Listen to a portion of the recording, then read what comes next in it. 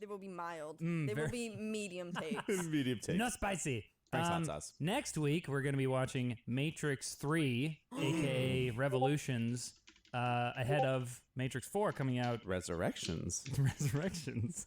They all have to start with R. Yeah. Recuperation. This comes after that one. After we were so bad. Yeah. But today, it's all... What is it? Spider-Man. Spider-Man 2. Spider-Man 2.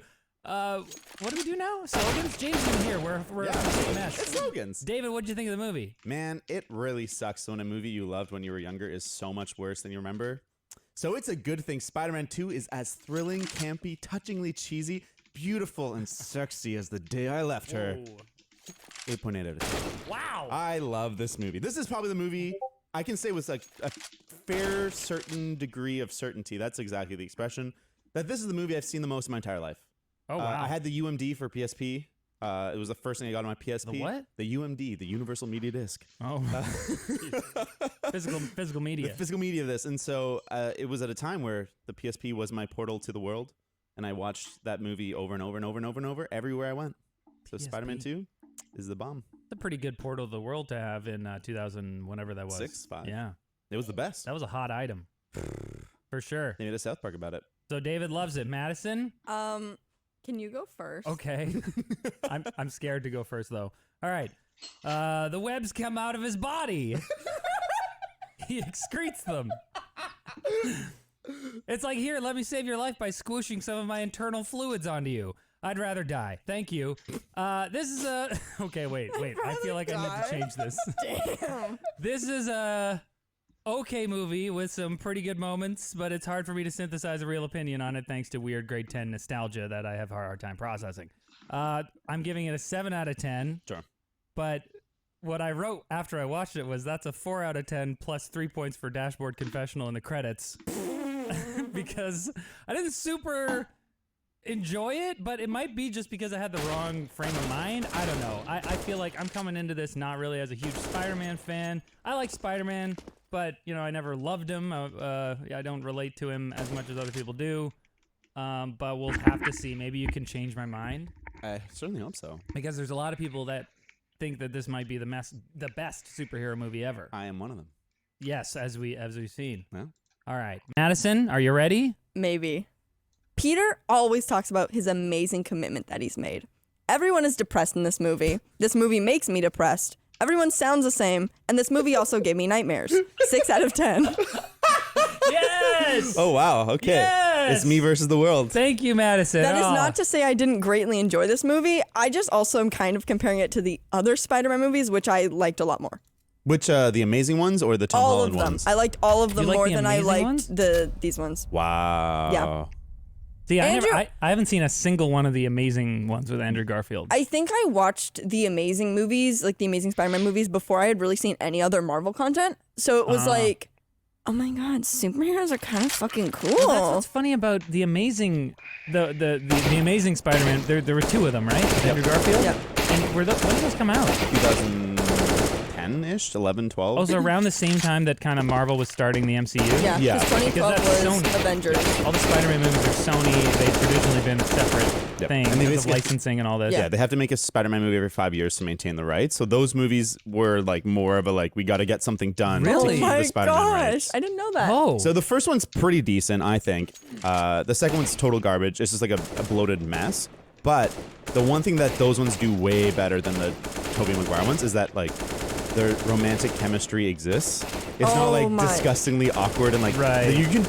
I find in these ones, I didn't really notice as a kid, but man, Tobey Maguire and Kristen Dunst are like the opposite of connecting. I don't know, like Yes. they repel each other. Honestly, every scene, every one of their scenes was like the most uncomfortable of the movie for Yeah, me. those are by far my least favorite. I'm gonna say a hot take. I think everyone was just bad at acting in this movie. Okay, wait.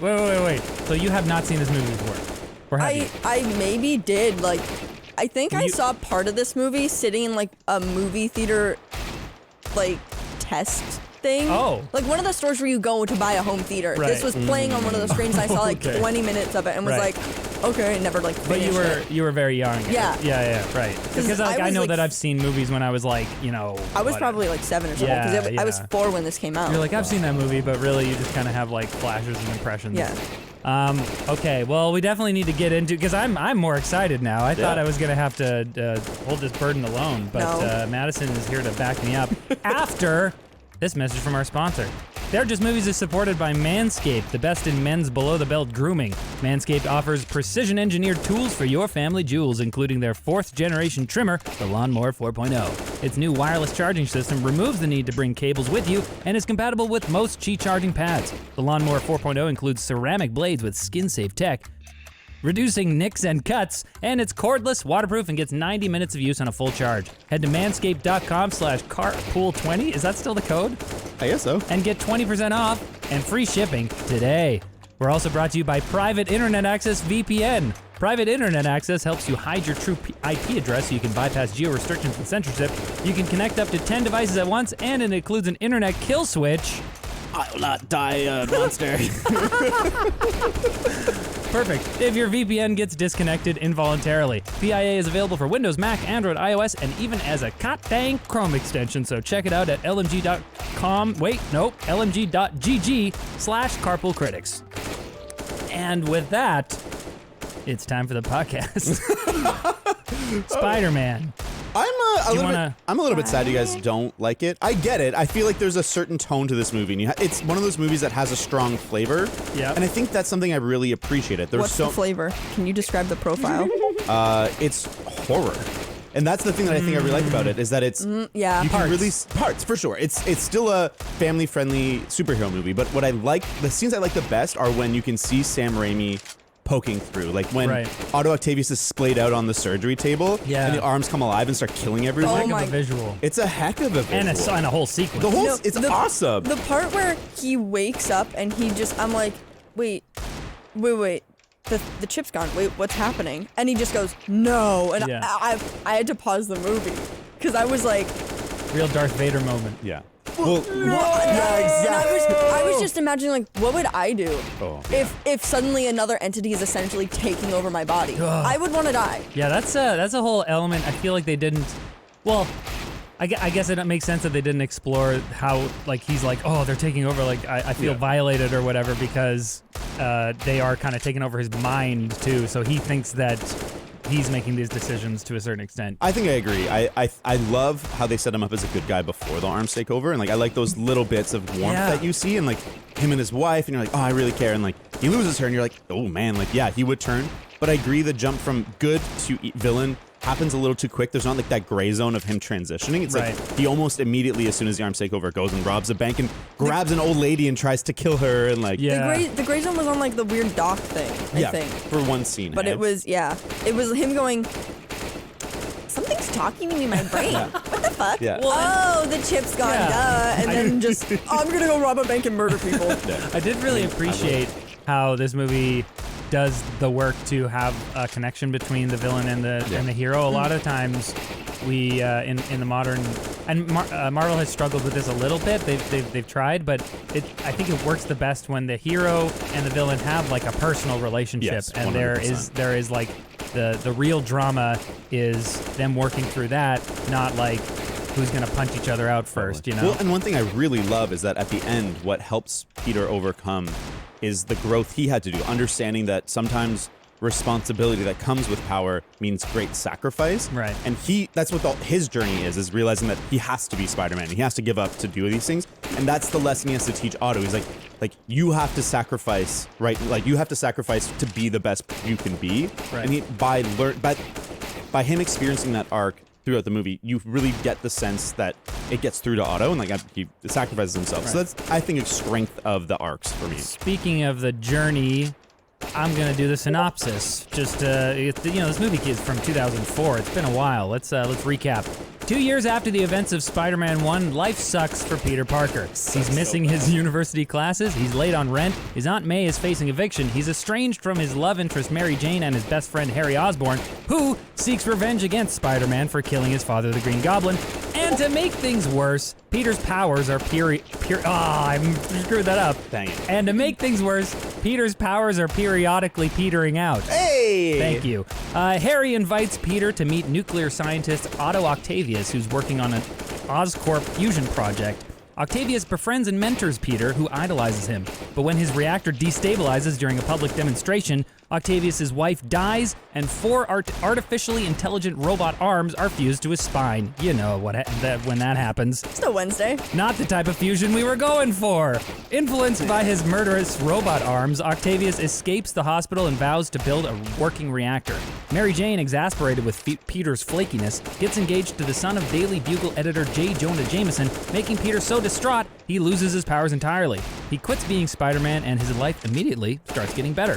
Even Mary Jane thinks he may be taking whatever they are seriously. Meanwhile, Octavius demands Harry supply tritium for his reactor. Harry agrees in exchange for Spider-Man. Octavius finds Peter, tells him to find Spider-Man, and captures MJ. But her endangerment resurrects his powers, and he goes after Octavius, who eventually defeats him after a really cool battle on a subway train. Harry gives Octavius the tritium and prepares to kill a captive Spider-Man, only to discover he's actually Peter? In shock, Harry directs Peter to Octavius's lair, where Peter ultimately subdues Octavius and persuades him to break free of the arm's control and destroy his new reactor, which threatens to destroy half of New York. MJ learns Spider-Man's true identity when he rescues her, but he says they can't be together. Meanwhile, Harry has a vision of his father Norman pleading for him to avenge his death and stumbles upon the Green Goblin's Batcave. On her wedding day, MJ abandons her fiancé and runs to Peter's apartment, saying she wants to be with him no matter the risks. Bad choice. They kiss, then hear police sirens, and MJ encourages him to go help as Spider-Man 3. Spied through her, man. Can we also bring up the fact that Mary Jane at one point in this movie was like, yeah, I'll kiss him. A little cheating isn't bad. Wait, when? She I have to find my notes. She kisses him before? I want to talk about this romance. No. MJ nearly makes out with him at one point. Oh, yeah. Oh, and in the cafe, she's like, kiss me. And he wants to test whether it feels the same as the upside down kiss from Spider-Man 1. Yeah. That was such a silly. But let's talk about the good stuff. Yes, there's so much good David, stuff to talk about. You're up to bat. I think, one thing this movie does incredibly well is beat the shit emotionally and physically out of Peter Parker. From the beginning. Most movies are alternating in kind of a seemingly random order, like positive and negative, and giving you a bit of both. This movie is like negative. Rough to watch. And it's hard to watch, but I think the movie, for me, it varies how it's kicking his ass enough that I found it entertaining. Also, I wonder if you guys feel this. Most people don't like Tobey Maguire. I hate him. And I wonder if it's like a Bam Margera in Jackass thing where actually the point is you don't like this person, and to see them get beat up is part of the thrill. But the thing is, it made me depressed. The entire time I was watching this movie, I was like, oh no. I mean, oh no. But then also, I'm sorry, I don't think Tobey Maguire was a great actor in this movie, because it was like, your uncle's dead. And he was like, a few tears. I'm really angry for 3 seconds. And then he retells this story to his aunt, and he's like, hey, I think I'm responsible for Uncle Ben's death. And she walks out. Yeah. And I'd be sobbing if that happened. I would be on the floor, bawling my eyes out. And he just kind of is like, he is? yeah, there was no reaction, it felt like. I feel like, okay, I'm gonna say that I feel like that's a bit of a pro of his characterization in this movie, because part of the way that he's dealing with all of this stress isn't to be like, oh, I'm a fucking mess and tearing his hair out, he's just kind of like, oh, maybe I can try better, and he's just kind of like frustrating. Well, yes, well, if you're someone who is like, I want you to show me what's inside, but I think that what he's doing, he's like, it's made him numb a little bit, he's like, he's so tired and exhausted and stressed out from trying to juggle all these things that he just kind of shuts down and he just kind of stares into space because he's like, I don't know what to do, and it's frustrating because you're like, you're Spider-Man, you're Peter Parker, figure it out, you're a hero. But as David's saying, I'll go along with this. I think that is, I appreciate the idea of okay, Spider-Man's this cool character, we all relate to him, he's really cool, and then the movie starts by his entire life is just screwed up entirely.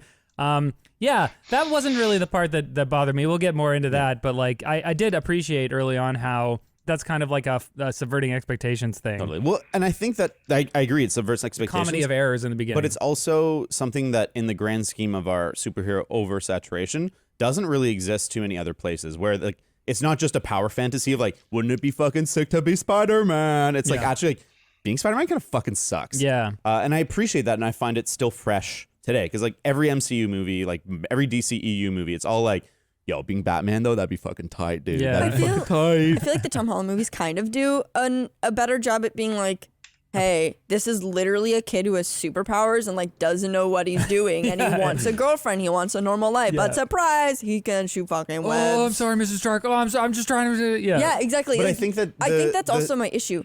Tobey Maguire, old looking.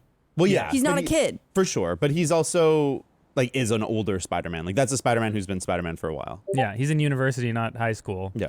And I just want to talk about, I guess, comparison to Tom Holland. I feel like it's different. Like Tom Holland is the power fantasy of Spider-Man. Like you get to be Iron Man's like surrogate son and like get a sick spider suit and go to space and like do all the Surrogate crazy son. shit. Oh, totally. You don't and think so?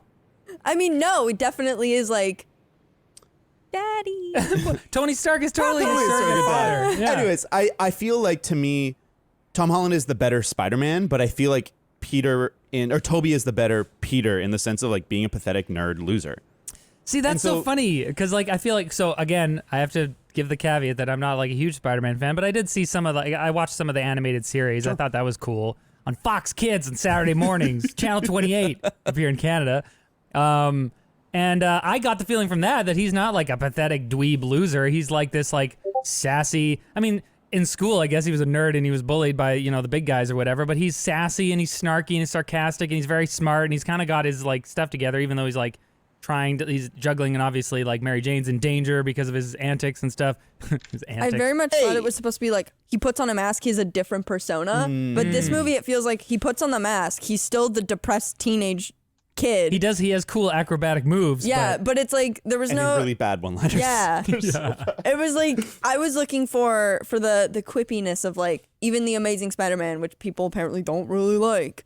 I was looking for that, where I was looking for some humor, something funny. But See, the I movie think- was just like depressing thing after depressing thing after depressing thing, and I'm like, will he get a I'm going to break? cry. We do have to say that I think you're right that I didn't see the Andrew Garfield ones, but what I did kind of pick up from them is that Andrew Garfield nailed the kind of snarky side. Yeah. Tobey Maguire has almost none of it. Tom Holland seems to be a good balance, but Andrew Garfield didn't really have any of the dweebiness and was all the snarkiness. I guess to me, the Tobey Maguire ones focus on the idea, and all three movies kind of focus on this idea of with great power comes great responsibility, and the whole series is kind of based around that. And I don't feel that with any other superhero movie quite as tightly, and like that's what this whole movie like is. It's just like an elaboration on that idea. The first movie is with great power comes great responsibility, and then this one is like great responsibility comes great sacrifice, and so it's like building out the idea, and then they just fuck up the third one. Have you seen Captain America? The man literally takes a plane into the ocean and dies. the it's whole not- movie's it's not like saying not that the really theme- about that.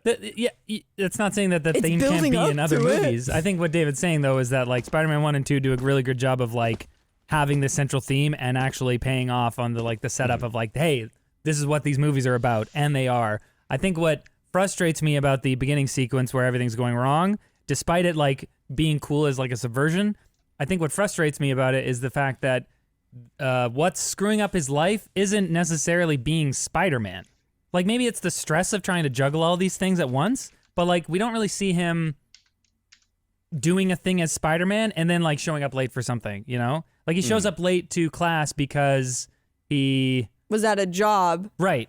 and then he was late for the job. I think it's implied though. I think that I understand that like the reason he's late for pizza time is that he had to do Spider-Man things, so he arrives late for that, and then yes, he tries to recover by being Spider-Man, but it doesn't Wait, work. did he do Spider-Man things on the way to No, the that's pizza? just the opening of the movie, so we don't know. It's him just riding, but we can. It's I think we yeah. can, it's implied. And the same with like that's the reason why he doesn't make it to the play as Spider-Man stuff. Like, But I the also- movie does show it, not every time, but like I think Yeah. it's implied. The play is because of Spider-Man stuff. That's true. Yeah. I think I want to move on from the negative stuff, but I think what the movie does using that is that the whole movie, not even just the beginning, the whole movie is like down until he gives up being Spider-Man and things look up a little bit. It's like nice for a little bit. And I love that raindrops can fall on my head montage. I think it's amazing. He falls and he's like, gets up. But then the first time that like something really fucking good happens is when the people on the subway catch him. Yeah. That's the first time that like something really fucking good happens. I cried. And that is the most impactful moment of this movie, in my opinion. It is so good when for the sure. first hand catches him and they lift him and like, oh man, yeah, I get And tears then, every time. And then the one guy is like, it's just a kid. yeah, Yeah. holy shit, And I'm that like, gets me. yeah, but he's not. So He's stop like 40. relying on him. God. He's in school. Yeah. He has homework. Let him do his goddamn homework. The only thing kids have, homework. Yeah. up till that point in the movie, I was like, yeah, I was kind of feeling like iffy about it up till this point because I'm like, this is pretty cheesy. Like I feel like MCU has delivered. We'll get more into that later, but I was kind of feeling meh up till that point, and then when they catch him on the train, it's like even I like teared up a little bit because even though I like I wasn't really in a position, I'm like I'm into this movie. You know, it's that impactful. It's so really great moment. I know they lay him down, and then when the people step in front of Otto, and they're like, "You're gonna have to go through me and me and me." Yeah. I mean, he's like. You Okay. mess with one of us, you mess with all of New York. Yeah, it's a little. But I think that's from Spider-Man 1, right? Oh fuck! yeah, Sorry, yeah. I watched no. both of them, No, and but I it's just great. can't separate them because it legitimately just feels like one really long movie. Oh, totally. They're super tightly Where connected. it feels like this movie is 2 weeks after he becomes Spider-Man, Yeah. and he's like, I just graduated high school, I'm in university, I look don't like a know what I'm doing. Yeah. I think that's something that this movie does. front of Otto, and they're like, "You're gonna have to go through me Yeah. and me and me." Yeah. I mean, he's like, "Okay." You mess with one of us, you mess with all of New York. Yeah, it's a little. But I think That's from Spider-Man 1, right? Oh fuck! yeah, Sorry, yeah. I No, watched no. both of them, No, and but I it's just great. can't separate them because Fair. it legitimately just feels like one really long movie. Oh, totally. They're super tightly Where it connected. feels like this movie is 2 weeks after he becomes Spider-Man, Yeah. and he's like, I just graduated high school, I'm in university, I look I don't like a know what I'm 40-year-old. doing. Yeah. I think that's something that this movie does really well is incorporate the citizens. Yeah. I feel like a lot of, nowadays. Actors are just too expensive Well, now. in Marvel movies, it's never about like saving innocent bystanders. Now You don't It's really like- get it's that. about seeing Iron Man's Man, ass. Well, Yeah, hell yeah. about ass. Sorry, America's Captain ass. America's ass, not Iron Man. One of my favorite like quick moments in the movie is when he's fighting the criminals that on his way to the play, and like one of the police cars jumps off another car and flips, and it looks like it's gonna land on like 20 people. Yeah. And all of a sudden it stops, and everyone's like, "Huh?" And then the camera's behind the car, and it pans, and you can kind of see the shimmer of the spider webs. Yeah. And it's such a cool moment of like him actually catching the car, and I thought it was such a cool little reveal. And then one girl just goes, "Those are spider webs," just in case you were that's too cool. stupid to figure it out yourself. I you feel forget like what movie you're watching. I feel like we have to say. Damn, spiders! I feel like I have to say this right off the top. Yeah. I mean, we're not really at the top anymore, but there are some stylistic choices in this that hamper my viewing experience in the year of our Lord 2021. But in 2004, this was kind of like this is what they were doing. Like there are stylistic choices that they make that are sort of like emblematic of the superhero genre at that point. Why the fuck was the opening sequence like 2 minutes of just title screens? I legitimately, that's what they did. I legitimately, I like it. I legitimately had to check if I would accidentally had clicked like 9 and it had gone to the end of the Yeah. video. I thought I was watching the credits. See, that's funny because like when those came up for me on this rewatch, I think this might have been like my third time watching it in my whole life, which is probably really my second time because of as a person with a brain, maybe I. Anyway, Children don't have brains. no, they do not. It's developing. 25. Madison, a few more years. Damn it. When that intro came up, I'm like, oh yeah. Every superhero movie opened with this like 3-minute long sequence where it's like going through DNA or like molecules or like spider webs or something. I really like the one in this one. Maybe it is nostalgia, but I think the art is beautiful, and I think it tells the story of the previous movie. And maybe because you had just watched it, it was like, eh. But for people who had the 3 years in between, I think it's a good little refresher. I thought I like title sequences when the score is that good, and man, the score in this movie is fucking phenomenal. The theme of the like da da da da. Oh, I gotta say, yeah. It is powerful, and I don't think it might be the best superhero theme maybe ever, other than like the Superman theme from the 80s or whatever. Like there might be more iconic ones, but to me that's the one that impacts me the most just on its score. And so that you're getting it's almost like the opening of an opera where you're getting a little bit of all the themes put in together on top of this art, telling the story, recapping everything. Like I got amped. For sure. I love when Marvel movies now do that because like in Avengers 2, they would have the Avengers like score sort of main theme and they would like incorporate it into the thing. And then in Avengers 3, it built on that. And then in like all of the subsequent Marvel movies, there would be some hint of the Avengers theme song in that movie. So even if it wasn't an Avengers movie, it'd be like Iron Man 3. There would somehow be that. And I'd be like, what? Was that the Avengers? It's true. Oh my God. It's a good use of music to do that, where it ties everything together, but it gets you that feeling and kind of like pulls on your heartstrings or your brain strings a little bit. I feel like I'll go with you here, David, that this might be the best superhero theme maybe ever. Because the thing is that, like, obviously there's like Lord of the Rings and Star Wars music, which is like, and Indiana Jones and all these, like, they're not like, superheroes. They're not superheroes, but they're franchise. Obviously, there are other, like, you know, big franchise music that are better. But like in terms of superhero, I feel like that definitely something that the what do you call this genre has struggled with is having like really memorable themes. Like obviously we recognize the Superman theme, we recognize like the old Batman theme or something. Yeah. No, but like this is the thing with Avengers, something that Marvel has really struggled with. Who was it? Every Frame a Painting did a movie on or a video on this. Somebody did a video on why, like, you know, they went up to people on the street and they're like, "Hey, can you sing the what's the Thor theme? Oh. What's the Iron Man Lord, theme? No. What's the Captain America theme?" And they're like, "Oh, I don't know. What's the Avengers theme?" No one knew. I only knew what the Avengers theme was after Infinity War. Oh, totally. I actually agree. I think it's the repetition that made it work. Well, but like that's the thing. I think that with the repetition we can recognize it now. Yeah. But it's not iconic in the way that, like, I feel like you see one of these movies and you're humming the theme after you see the movie the first time. You know. Yeah, that's a good point. There's like a number of different like recurring themes that Danny Elfman uses in this movie, and they are all really good, and they kind of like bleed into each other. I will say something I didn't really factor into my score is the music. It's super good. So good. Yeah. Yeah, I think like the only modern superhero theme that I can actually think of up on the top of my head is the Wonder Woman one. That one's pretty badass. Like Excellent. That's a good theme. Let's take this on the road. Yes. We were talking about making a band before we started. I also think that a lot of the theme songs for like superheroes now sound the exact same. Yeah, for or sure. Or like a lot of like really, really, really funded movies. Like the Avengers theme song to me sounds like the Star Trek theme song. It depends which like Star Trek theme song. The Star Trek 2009 one? Yeah, 2009, the one where it's like something men. It's like yeah, that. I don't. Oh, that's Star Trek. Yeah. I'm like, I was like trying to think of what the Avengers theme song is. I can't even think. That's what's so stupid about it. It's not an actual theme. It's like it's a little phrase. Yeah. And then at some point they bring in fucking maracas, and they're like. What? I've listened to that theme song so many times. Funny. I legitimately thought I was listening to someone's re-recording of it because these maracas came in, and since there was no explosions in the background, I was just listening to the music. Oh, yeah. I was like, there are fucking maracas in this song? What? I hope that it's actual maracas, not like a shaker, nothing No, else. it's yeah. They brought in Lin-Manuel Miranda for that part. Yeah. He's like, this needs some spice. Not throwing away my shot. Yeah. Okay, one thing is, it's in my mind. I have to get rid of it. The one Marvel theme that I can remember now all the time is the TV show, is the Marvel Studios theme that plays before all the shows. That's a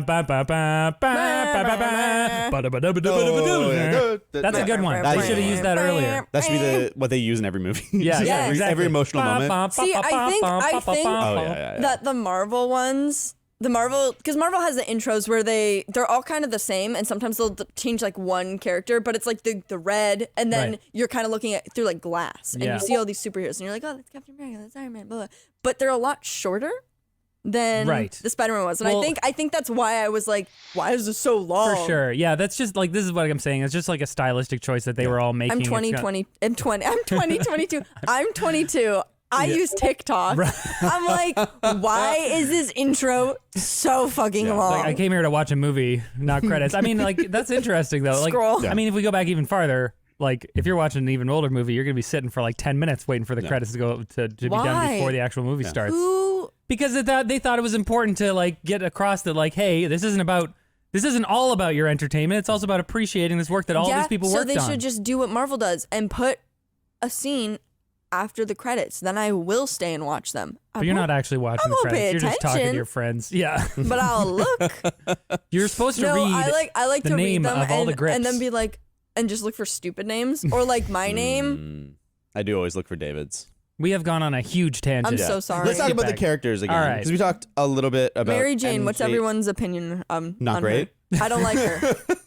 I don't like her. We talked a little bit about how the chemistry is off. Man, she made a bad choice. Don't go with Peter. Go with the astronaut. The astronaut, Yeah. that's a pretty exciting husband. The astronaut who literally seemed to love her so Oh my God, when much. he jumps on the boat to go find her, like right at the end when Yeah. Peter drops her off, I was like, oh, he really does love her. Yeah, he's obviously not like a bad person. Because in the first movie, I'm so sorry if you didn't catch up and watch the first movie again. It's In the first movie, MJ's literally dating a douchebag. Right. And it's just like, Oh yeah. I have to. Nice car. Bleh. And then in the second movie, she's like, I'm dating an astronaut now and I'm an actor. No. How the fuck did she become an actor? She's not good at acting. Whoa. Yeah, It's Kirsten This Dunst. is my hot take. I'm She's a sorry. good actor, but she's just wasn't. I don't know if the right choice for this movie. I don't think she's horrible, and like she's iconic as MJ, but I think most of the casting in all of these movies has been excellent, but the romantic chemistry just really fucking. I would just like to goes clarify. off. I don't think she's like a bad actor. I just think in this movie, since there was like no chemistry between her and Tobey Maguire, it seemed like she was reading her lines to a brick wall. And it's like, how are you supposed to express to a brick wall that you love them? See, it's a brick wall. I agree with you that there was no chemistry, but I don't blame the acting for that. I think it's all script and Yeah, direction. she doesn't have much to do. Because when you look at their relationship, I'm like, what is there? Okay, we know that they were friends in the past, and they've always kind of had this like, oh, we're crushing on each other, but well, maybe we don't hang out. We live next date to other each people other. and blah blah Yeah. blah. But like, I asked myself during this movie, I'm like, why do you like each other? What do you like about each other? Why is she chasing after him? Like she gives him so many opportunities, and every single time she's like, you know, what are you gonna do? Do you want to tell me you like me or what's going on? And he's just like, that's why there's no chemistry, is because there's no lines written for there to be chemistry. And at no point is there even like in the background anything that would be a common interest. Right. Yeah. It's like, I want to be an actor. I want to be a photographer / like science person. Yeah. Yeah. Okay. How do these go into each other? Do you guys Right. like the same TV shows? Yeah. Are you so both you interested watched, in cars? You like watched what? the first one. Is there anything like that in the first one? No, it's literally in the first one. The bonding moment they have is they go on a Field trip? Yeah, they go on a field trip, and then like Peter takes pictures of her, and it seems like at that point in time they have. Weird. Sorry, Peter takes pictures of her for the yearbook on the field trip because he needs pictures with Right. students in them. Air quotes. Yeah. I think that was a setup. But I need photos of students I have a crush on. I mean, but it seems like at that point they already sort of had this weird like crush dynamic. So there's nothing in the movie to actually explain that. There's I think nothing they were like friends before. yeah, I it was think- like we've grown up next to each other. Yeah. I know about your alcoholic, abusive dad, and that's like it. How Right. I read the first one is that he had a crush on her at the beginning, and she doesn't. But she's saved by Spider-Man, and she gets a crush on Spider-Man. Right. And then by the end of the movie, she kind of gets an idea that it might be connected, and so I think that's why she starts to have Right. feelings for Which him. is and then, even more fucked up. I don't why? like you until you're Spider-Man. I mean, she's Spider-Man a cool being girl, Spider-Man, right? being a superhero is a big plus in the dating Yeah. world. yeah, but I think like he literally loses his powers when he gets a little too sad. So what's gonna happen? What's gonna happen to their relationship? Loser. character flaw. Yeah. Peter Parker doesn't just get erectile dysfunction; he gets full body Honestly, dysfunction. but that is 100% the parallel here. It's like, oh, he's having performance anxiety Yeah. or something, you know, like. Yeah. I think it makes sense though for MJ because she's like supposed to be like a popular girl, right? Yeah. So it's like she doesn't pay attention to him because he's a nerd and she's a popular. They're part of different cliques. so Peter, you could do so much better. well, sure, but there needs to be something that kind of like changes in her to be like, oh, maybe he's not just a nerd. Maybe I should pay attention Yeah, to him. but you know? why couldn't it be like he was nice to me? Because he's been nice Well, to her then this she would- entire time. But then she wouldn't have growth to do. Not Yeah. that she does She that growth didn't- here, but she didn't grow. She became shallower. characters are flawed. She's- I don't love MJ. I'm just saying that I think that as the issues with their relationship are more baked in and more structural in this movie than like Yeah. I think they were just relying on the iconography of them being together. They're not doing the groundwork Yeah. to make it happen. Because I like in the Amazing Spider-Man, when MJ dies, it's like it's not MJ. Gwen. Gwen dies. Stacy. right. never mind. Emma Stone. I'd like to Take take it all back back. my No, that- statement. I think thought, that's Everything's I thought Gwen Stacy was MJ. that for me. Not gonna That's lie. like the equivalent moment of the train catching is her dying, where you're like it's the moment in that movie that made me feel something, and it's a really incredible was the moment where only Spider-Man. moment that made you honestly, feel yes. something? The rest of the movie's such a mess. But it's a really cool moment that they subvert what you expect, and he fails and his love interest dies. Right. And it sucks that they were never able to really develop that. It's kind of just like the end of the movie. Yeah. Although, prediction for the new one. No Way shot. Home? No Way Home. Spoiler predictions. Yes. There's a shot where MJ falls off a thing, and it looks like Andrew Garfield's going to save her. And I think that's gonna be the moment Andrew Garfield shows up and like is able to redeem himself for failing to He save means her. it looks like Tom Holland is trying to yes, save her, yes, and then yes. Andrew Yeah, Garfield yeah, will show up. yeah. Because at some point in that trailer, it looks like one of the lizard people is getting punched by Yeah. an invisible force. Yeah. And people are like, oh my God, it's edited out. Then if you go and, sorry, not to get into like Illuminati shit, but then if you go and you watch a Tom Holland interview where they're watching the trailer, he nearly like spoils something. He's like, where's the, Yeah. because something has very clearly been edited out. I'm yeah. very I know. excited. I know. I'm We'll very talk a little excited bit for more that about it at movie. the end because I do want to talk about predictions. We got to talk about Peter and his journey, Yes. right? Because that's probably one of the best things of this movie. I agree. Do you think Peter has a dream journal? What? He's going on this journey. Do you? It might have helped him. Do you Yeah, he think? maybe would have been more is in there touch. a therapist for superheroes? I mean, the Doctor does a pretty good job. He By kind the- of takes it in stride with his like Grateful Dead T-shirt. Yeah, yeah. Which to me is a hit pick, where it's just like a doctor who has a Grateful Dead T-shirt, and like that's all the characterization I need for him to be like, "Yeah, you're a superhero. I'm gonna be super chill about this." Yeah, like, yeah. Well, wait, he doesn't know he's a superhero. no, but I think he knows. My nitpick in that situation is like what health insurance is Peter using to see this doctor right now? He doesn't have a Yeah. freaking job. It might be like I can't pay. university Maybe. clinics. Yeah. Yeah. But I like that scene where he's like, I'm having this dream where I'm Spider-Man, I'm losing my abilities, and the guy's like, well, maybe you just don't want to be Spider-Man right. anymore. And that's the core journey that he goes on, right? Because in the beginning of the movie, he's like, I'm Spider-Man. I'm supposed to be Spider-Man. You know, it doesn't like the implication is sort of that like he has now this identity, this responsibility has now been thrust upon him, and now he's just like kind of going with it and trying to juggle all these things that he knows he's supposed to do, but he's not doing things for himself. He's not choosing something that he wants to. Does he want to be Spider-Man? Yep. And so the journey is him kind of like trying to decide whether to do that or not. Man, And did the journey work for you guys? Oh, it worked 100%. When we kind of get to, like we said, we see him get beat up, and it's the first time I feel like in a superhero movie where being a superhero looks like it sucks. And when the kind of like the moment where he decides he doesn't want to be Spider-Man, where it's him and Uncle Ben in the car in the white void, Right. and Uncle Ben's like, you have to sacrifice, you have to do this, and he's like, I am Spider-Man no more. Yeah. I was like, oh no. Sorry. I really Something fucking wrong feel it. has happened Sorry here. idea of Ben in my mind. Yeah. Yeah, that was pretty cheesy, Well, but this like whole movie's cheesy. 2004. Yeah. I think it's hard to, yeah. I think it's cheesier than 2004. I think it's purposely campy in a way that like at that time they couldn't really do self-serious superhero movies. Like going back, like the Right. X-Men movies were trying to be like more grounded and gritty or whatever. Yeah. And we hadn't really arrived there. Like Batman Begins hadn't happened yet. And so Yeah. that this movie I think is purposely leaning into the camp and cheesiness because like that was the best strategy you had instead of trying to take yourself too seriously. For sure. I have a question that's kind of related, kind of not related. So, Spider-Man, he is a university student. He doesn't have money. Where the fuck did his Spider-Man suit come from? He made it.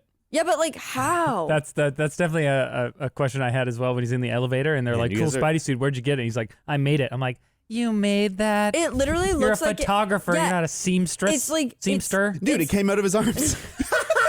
that would be cool. He That would make wove it. more sense. But like, Would it's this perfect suit. It has these fucking details that look like Yeah. they're cast out of like looks silicone. It's professional. very yeah. cool. I think though, like that's I just think one of it's those just an like you're accept it. thinking a little bit. Yeah, it's Yeah. like you're thinking too hard about I it. just It's a wanted to silly know if there superhero was like movie. some canonical thing No. that you guys knew of that I didn't. I No, was the like, first movie he designs. I think this is something that modern superhero movies try to do better, which is they that just go like, to Iron Man. what? They just go to Iron Man. Well, Iron They're Man- like, give me his fucking suit. Right, but like Iron Man builds his own suit, so it's kind of like the perfect entry point for that style of filmmaking where Yeah. it's like, okay, the reason he's got this cool suit is because he built it and it looks this way because there's this function or whatever. Later we see, you know, like the heroes sort of have outfits that sort of resemble their comic book suits, but Yeah. not really, and so there's more like tactical pouches and stuff, and it's made of like body Black armor and leather. whatnot. Tactical pouches are so sexy. So many tactical pouches. cargo Oh, tactical. what can you? What are you gonna put in your tactical pouches? Spider-Man Some doesn't have peanuts? any tactical pouches. The new one he does. Sort of. His He suit has can a do really stuff. big got a butt, belt. Riley. Tom Holland, yeah, he can do I'm so backflips. It's sorry. padded. He's got padding back there. So when he falls, it doesn't. So, hurt anyways, much. all right. To get back to Peter, though, Sorry. I feel like that was the emotional core of the movie. Him like deciding whether he wants to be Spider-Man or not. And to me, I think that's a big reason why this movie doesn't work super well for me, because I don't relate well to the idea that like you should just kind of prioritize what you want to pursue. As in, like, obviously people have interests and people have desires and dreams, and obviously you want to encourage people and inspire people to like go after what they're passionate about and all that stuff. But I think that like the thing that he's struggling with is personal desire, like selfish wants basically, versus responsibility. And to me, I think, I don't know, like for whatever reason, who knows why we are the way that we are, because of environmental reasons and inherent traits. I always valued responsibility more than my own personal desires.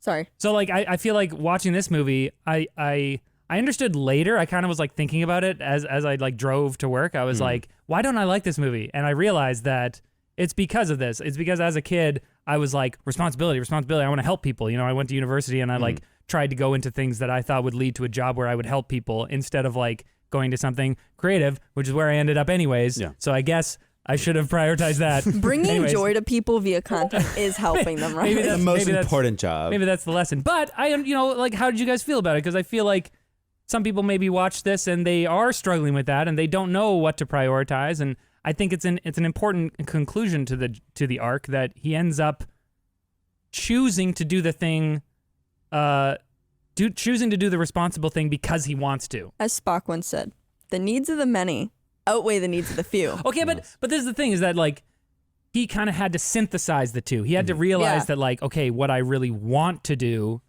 is help people. I want to have this responsibility.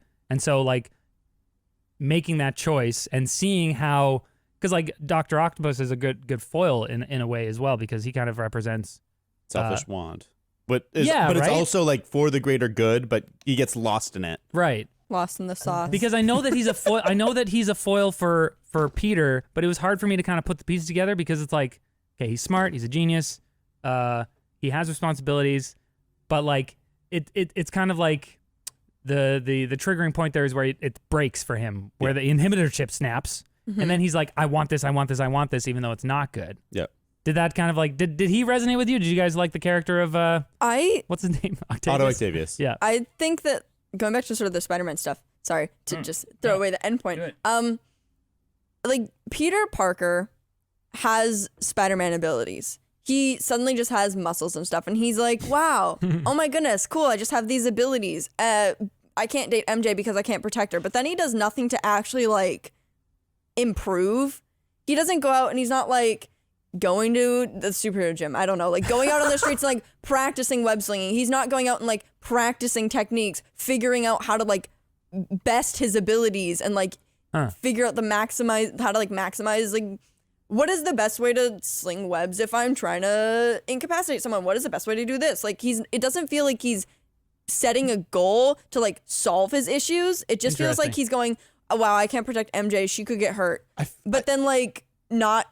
I feel like that was in the first movie. Yeah, and I don't feel like that's necessary for like the themes of this movie to have him like spend all this time to like learn to his abilities, because like in this world there is no other superheroes. Although they talk about Doctor Strange, they make that one line. Yeah. And so like he is the most powerful being in New York, so he can do his job all the time. It's just that like it's almost like the training would get in the way of him doing his job. Like it would keep him busy from stopping all the things that are happening all the time. Like there's just not enough Spider-Man to go around. Yeah, I think he needed to like somehow prioritize things and be like, okay, do I need to help these cops? Is a rob what? I get a bit closer. Oh, sorry. Is a robbed armory an armed robbery? Is that like something that Spider-Man needs to help with, or can the people who are trained to do that handle it? I think the idea is that he wants to help everyone. Well, he's friendly neighborhood Spider-Man. This happens with like Batman too. Like when there's a city-based superhero, they often are, suiting up to fight crime because there's a need, right? Crime is so high. So like we see, well, I didn't actually see this in the movie, but when I was reading the synopsis to write my own synopsis, I was like, oh, it says that crime spiked. So I don't know if there was like a newspaper headline that said that or something, but apparently the idea, I think, is during this movie is that he stops being Spider-Man and his life gets better, but everyone else's is kind of like degrading. So then that's why he has to step back in. But I feel like what you're talking about We see that kind of like figuring stuff out more in the current in Tom Holland's Spider-Man. Yeah, which I think is what I was looking for. Yeah, but And I think so- this movie is more like, okay, Spider-Man 1 was he figures out that he's Spider-Man, he learns how to use the powers, he makes his suit, you know, he kind of like that's the origin story. Uncle Ben dies. Yep. And now he is Spider-Man as we understand him. He's really good at stuff. He knows how to he uses different types of webs, you know, like he's been doing this for 2 years at this point. So like he's established, you know. He is a superhero. He's not like I'm trying to figure this out, you know. It's more like I am Spider-Man. Now how do I make this work for my life? You know? He cannot.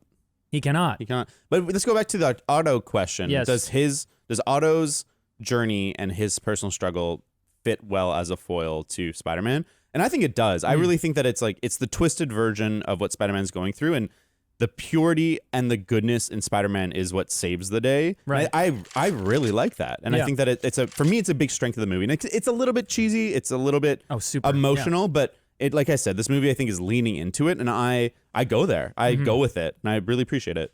I feel like I'm gonna end up increasing my rating, as in like it'll be a real 7 out of 10 and not a fake 7 out of 10. Yeah. Because as I thought about this movie more and more and thought about the themes and listened to other people talk about it, I was like, oh, there are really like it has what I really like in movies, you know? Like I like going to movies to be titillated, you know, to like see some explosions and like punchy bang bang stuff, but I also really like when there's a character arc to be appreciated, there's themes to be appreciated, there's a moral of the story. Yeah. And I think this movie definitely has that. Yeah. It has emotional moments. But it was so hard in the moment for me to get that impression because the style choices, I mean, we've talked about the style choices a ton. We don't need to talk about it more, but I'm definitely going to increase my rating. Well, I feel like one of the strengths of this movie is that it's really efficient with how it tells its story, and it's using many different facets. Like it's using its visual to tell the story. Like I love the shot when I think he's walking home after failing as Spider-Man, or after Mary Jane. He failed to make it to the play, and he walks in front of the one Mary Jane poster that we've seen, and then there's like 2, and then there's 3, and then it pans over, and there's a full wall of Mary Jane posters. And I'm like, what a great little visual of like how he can't escape her. And I think we gotta say that like Sam Raimi has makes some questionable design choices, or like, you know, maybe some of the things that he likes to do doesn't fit super well in the genre. But what you can't say is that he doesn't think about ways to make interesting shots and ways to make you think about what's going on in the movie, and that's a great example. I think one of the things I love in this movie too is his use of like whip zooms, like in the intro when he's like looking at the clock and it whip zooms on the clock and then it whip zooms on Peter, and they do it a couple of times. Or one of my favorite whip zooms is when they're at the cafe and then Doc Ock throws the car through the window, which is a nitpick, but then it's like you just hear the like thump and every thump it's like a whip zoom in, and it gets like more and more intense. And I don't understand why no one was moving in that scene. Because it's scary, and it's scary. I hated that. But they were like, what's going on out there? Oh my god. Oh, T-Rex? Yeah. That'd be amazing if it was actually a T-Rex though. That'd be so much thicker. Like the audience knows it's Dr. Octopus. And then a fucking T-Rex. What the? Yeah. This is not the right movie. What movie is it? Yeah, that is a big nitpick when Doc Ock throws the car through the window, because if it wasn't Spider-Man, it would have fucking killed him. Like it would have just like find Peter Parker. Oh, you're Ask him where right. Spider-Man is. Got it. Kill Peter Parker. That's right. It would have just. Sorry, these arms are just screwing with my mind, man. It's a cool shot. I really like Doc Ock, but also like I have so many issues with how he became Doc Ock. Like how did you think that this wasn't gonna go horribly? Yeah. I guess to be fair, like you don't expect things you do to just fail, but also there's a tiny chip that apparently can just like break. And that's what's like stopping the AI in your body from taking over your body. There's no other like, why wasn't that like a chip implanted into your brain? Why was it just like chilling outside? Why wasn't there a kill switch or something? I gotta say, oh, go ahead. Sorry, and also like they go over how the arms are AI. How is that not like a number one cautionary thing when the doctors were operating on him? Like he said to everyone, these are AI. Peter went, isn't that dangerous? Everyone else in the room was like, yeah, isn't that dangerous? And he was like, no, I have this chip.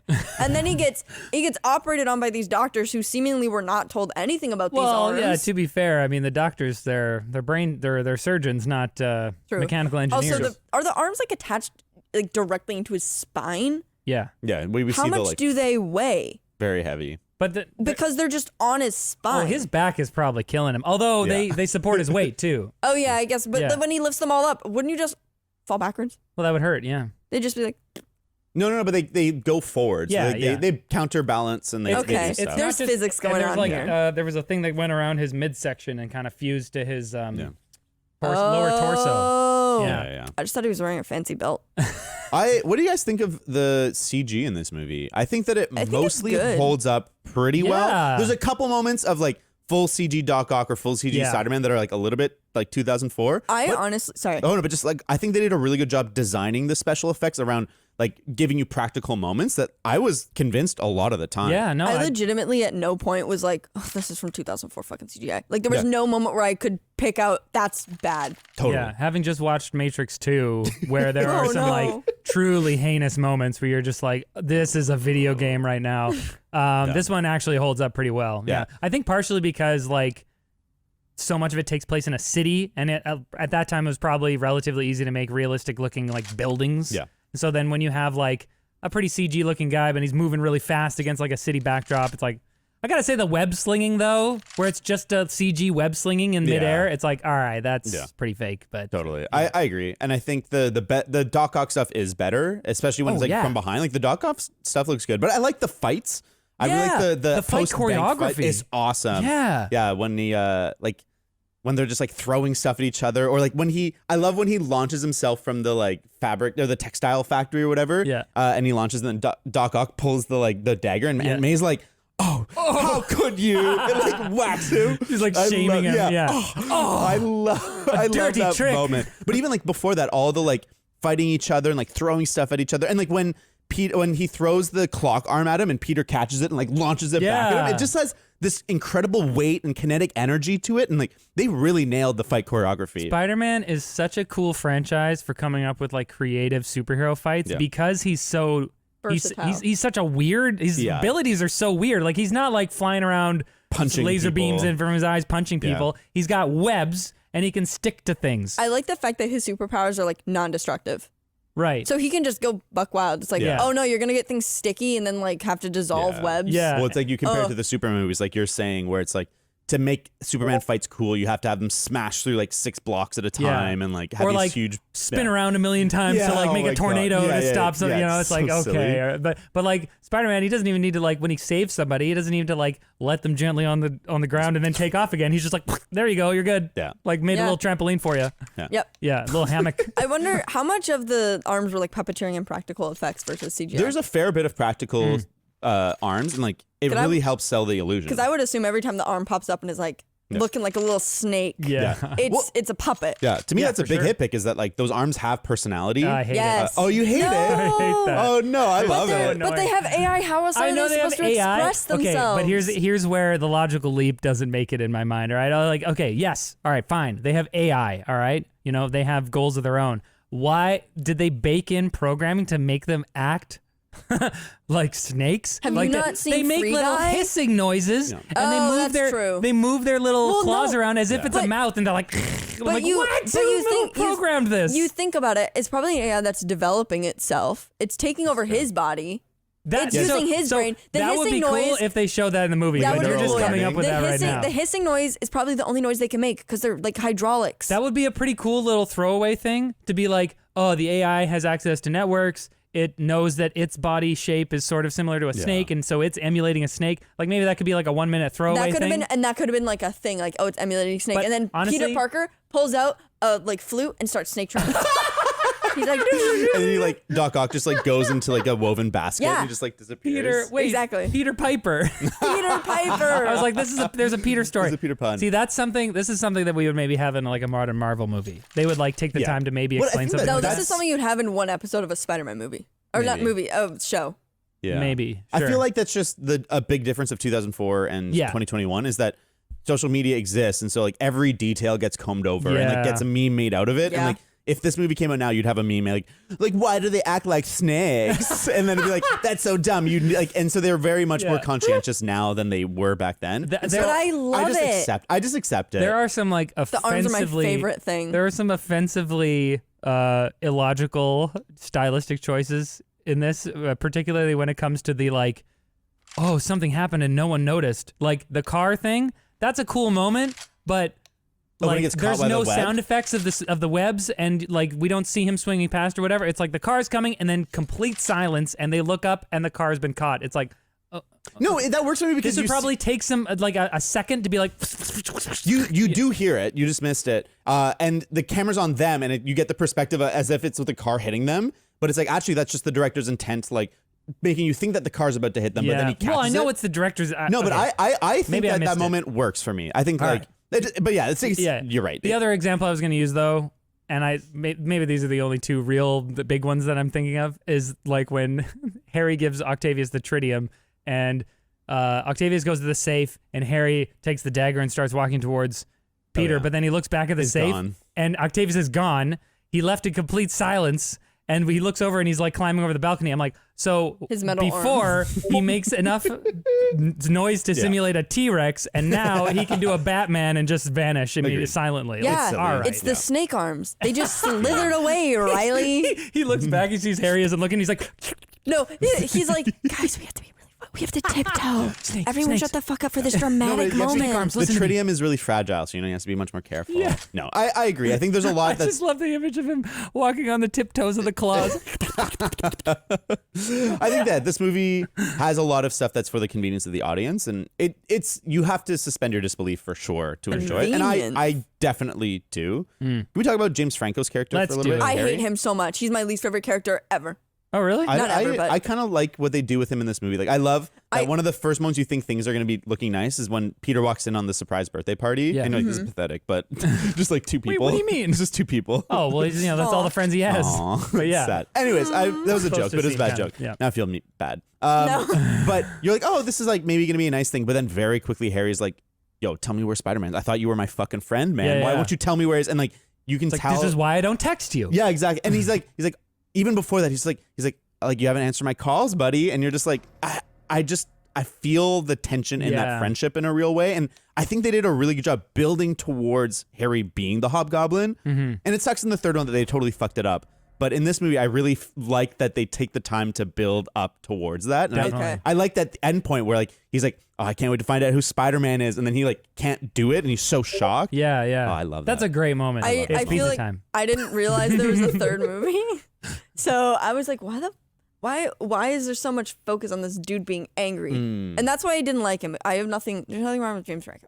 No. I Well, there is a lot wrong I with didn't- James well, Franco, especially now. Oh, Well, I was unaware. the man is problematic He's probably in the he's a whatever that white means now. guy. that's the only reason he's He probably. ran an acting school and took sexual advantage of his students. I didn't know They that. wrote a whole theme song about it. I'd like to leave now. Seth Rogen is like, yeah, So- I'm never working with that guy again. Yeah. But so like I hated his character. Like you're supposed to not like him. I I think think you're supposed to feel you're supposed to feel He's bad. conflicted. But He's then, a complicated but then character. also you're supposed to be like, dude, stop taking this out on your literal friend. Like it's not his fault. Well, how would you it's feel? It's not his fault. Spider-Man did. Also, I guess like.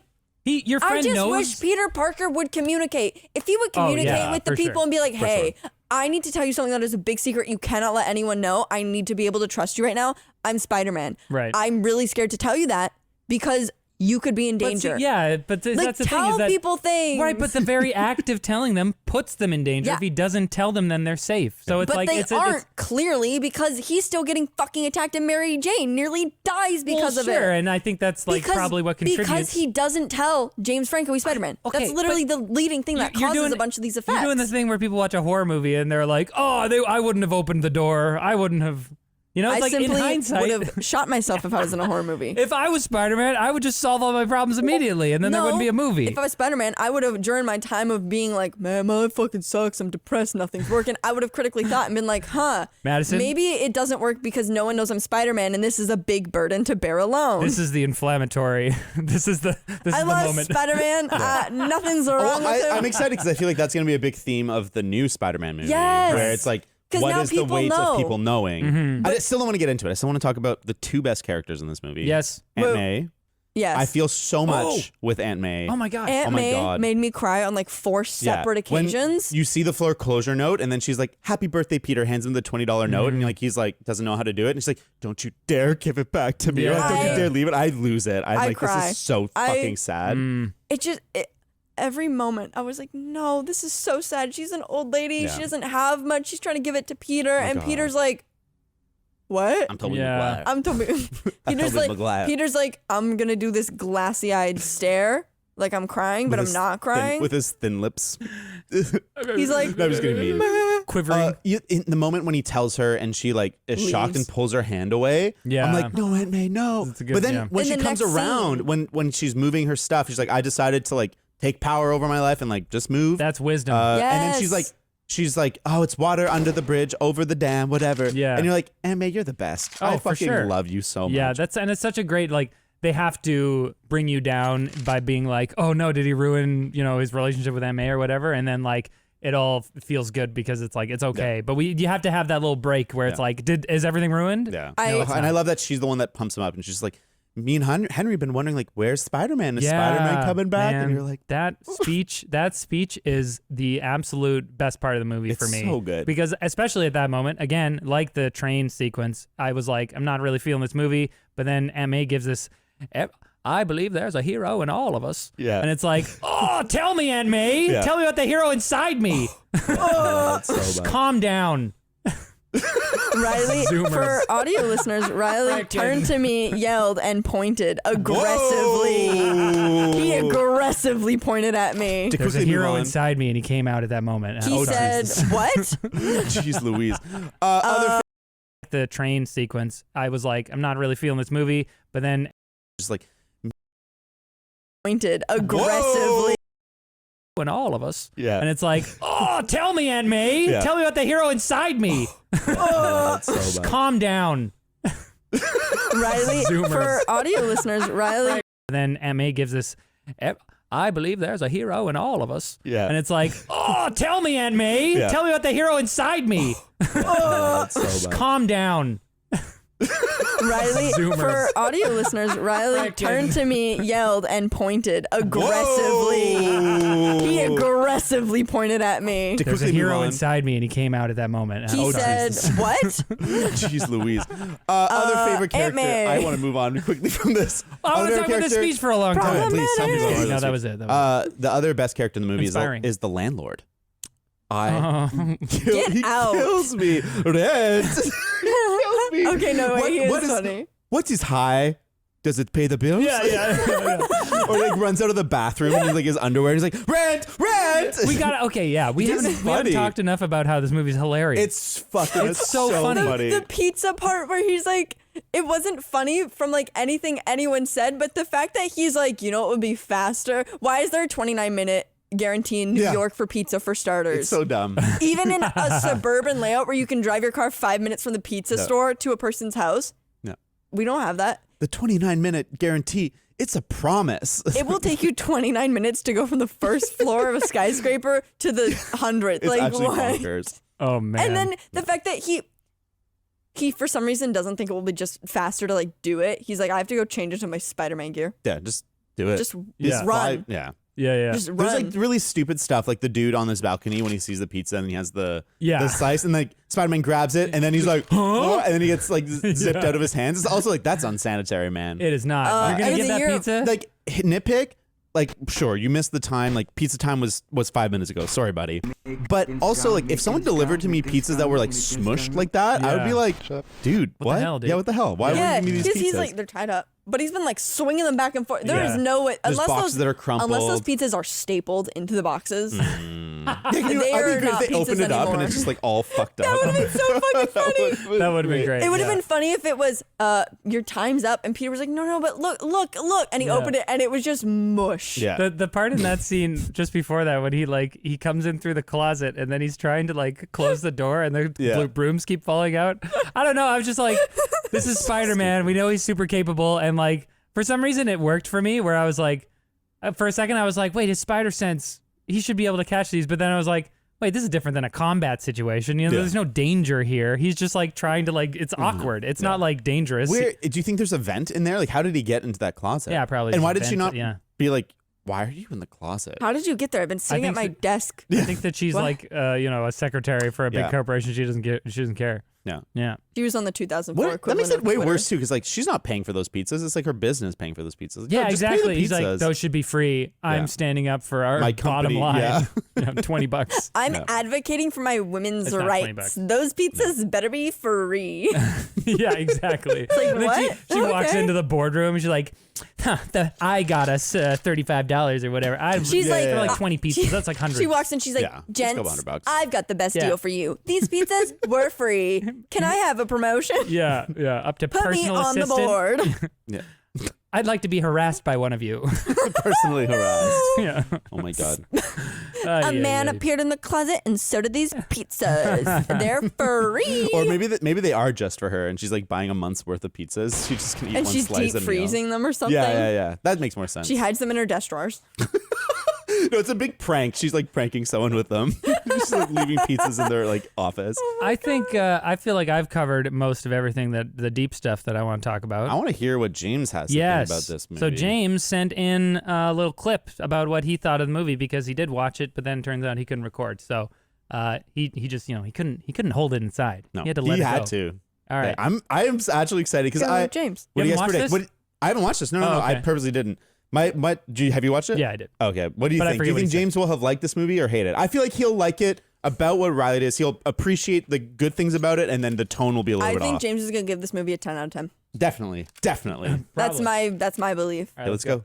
Hey guys, sorry I couldn't be there today, but I do Not have a forgiven. quick take on the movie and some hit picks and nitpicks. So my overall take is that this movie is a kind of a weird genre masher where it's mostly a rom-com with Peter and Mary Jane. hilarious. But then it has that Sam Raimi horror feel, especially the scenes with the octopus arms. It's like a monster movie.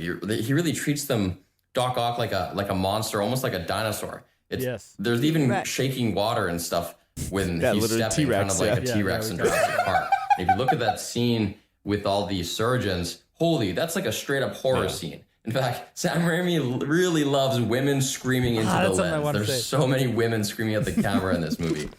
I think that the effects are good. There's some kind of like Matrix Reloaded. There's some bold, full CG humans in this movie, but for the most part, they still work. The arms look incredible. The movie overall, my take, I'm going to give it a 7. Here's some hit picks and nitpicks. We'll listen to those in a second, but yeah, that's definitely something we kind of touched on it a little bit. But like the surgeon scene, 100%, like It's full 100% horror. Man, when the one surgeon's getting dragged and her Yeah. claws, not her claws, her nails are going through. I feel that. It I'm was like, it was like a metal floor. yeah. See, And I'm like, the amount of fear you would have to feel as a human being to just override the pain you're feeling of digging your nails through a metal floor. I was like, God. oh, Well, even no. I love the moment with the doctor who like gets pushed against the wall. There's a whip zoom on him like seeing something, and it's the chainsaw, and it's such an Evil Dead moment. totally. And he like grabs it, and you're like, ah, and Right. you get the silhouette of it and everything. It's just such a Sam Raimi like, I'm gonna do what I want, not what Marvel wants me to right? do. Because Sam Raimi did Evil Dead, Yes, which is also why Bruce Campbell appears in all his movies. is the usher for the theater thing. I Which I love was like, him. wait, is that Bruce Campbell? And then I googled it later. I'm like, oh, Sam Raimi did Evil Dead. Yeah. Oh. I like that. I love that joke. It's like, oh, I'm a friend of Mary Jane. She asked me to come, but not to come late. Yeah, he was so great as like the snooty. Yeah. I love that. And then- But oh, go ahead. Peter's just like, someone needs to get rid of that fucking usher. And Mary Jane's like, are you kidding me? well, she's probably like, who? She's like, she's She like, doesn't know. you're blaming literally everyone else but Yeah. yourself for being late. I didn't see your show, but like, man, this usher was so ridiculous. Like, definitely validate my feelings about this usher.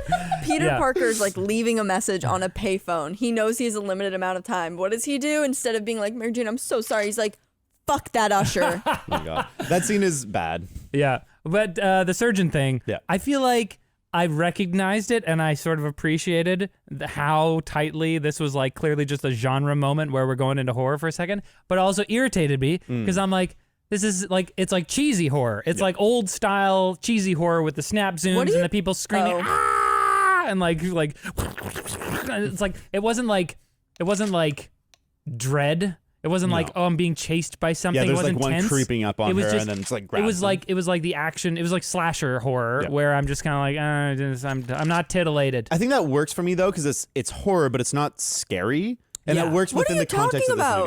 movie. It's scary, but it's not like I was Well, there's horrified. just not a The big thing sense that- of dread that's built Yeah. in. Oh, okay, The thing yeah. that makes it not scary is the fact that everyone's overacting and everything's so over the top. It's like, and you're like, Tell that to my nightmares, Riley. I'm dying. It's an octopus man. I like it though, and like it works. I like the people getting tossed around, and I think that fits better for this movie that is purposefully campy. Yeah. To Yeah. have the horror also Right. be purposely campy. In But also- 2004, probably worked. I think there was dread. It was just like condensed dread, because it's like he's there, and then like as they're about to operate, they're making some jokes, and I realize something bad is about to happen, because why are they cracking so many jokes about the dude Yeah. who's like dying or whatever? What do they say? What's the joke? It's like it's so funny to me. I can't remember. It was so funny. Oh, they're like, I'm oh. sorry. There's something about cutting through the arms and how it's like, it doesn't matter. Well, we're But- screwing it up. But Yeah. the fact that he's just there, like splayed out on this table. That one And shot, the opening it's a shot of that great scene shot. is incredible Yes. with like Yes. the real practical arms. And Yes. I think what you're saying, Madison, is that I and I realize- agree. There is a bit of dread. Yeah, because it's like I realize I'm like, this isn't normal. Something's gonna happen. Yeah, yeah. Why else would they have focused the fact that the chip exploded? Right. These are AI arms. But Oh, as yeah, with, there's as a with moment so where the ma- arm is moving, and they're like, "Huh?" Like, right. Yeah, so a little bit. As with so many things in film, it's not about like the what you choose to put in, it's how you use it. Yeah. And I feel like if the scene was mostly set up dread and then a shorter shit gets real at the end, I would be more into it. But as it is, it's like, all right, we're in the surgery room, we got this really cool shot. All right, we're gonna cut into these arms. One of them twitches a little bit, huh? And then the rest of the whole scene Yeah. is just To me, like, and I'm just like, all right, what's good about horror? What's good about scariness? I'm not scared by action. I'm scared by the pre-action. I'm the head. but I think it's also like this is a what do you call it? a family movie. So the Anticipation. man loading So a gun scares you, but him shooting you doesn't. No, once the guy's shot, that's not scary anymore. It's over. What's scary is what's gonna happen. What's gonna happen? Oh, is there a thing? Is a scary thing? Ah! Okay. Boom! It's over. There's two things where like I feel like this it's not even like a 2004 thing, it's an 80s thing brought forward. So it's Right. like it's meant to be purposely throwback back then, so now it's yes. especially throwback. But I also think that he's going for horror like hot sauce, not like horror meal. Right. So it's just like a little hint of that on top of the superhero movie, yeah. not like we're actually trying to scare people. Right. For people who are fans of that genre Yeah, you of things, recognize. it was like, oh, this is really fun. Yep. For me, I was kind of like, I'm bored. Fair. But what's the other thing you said about the?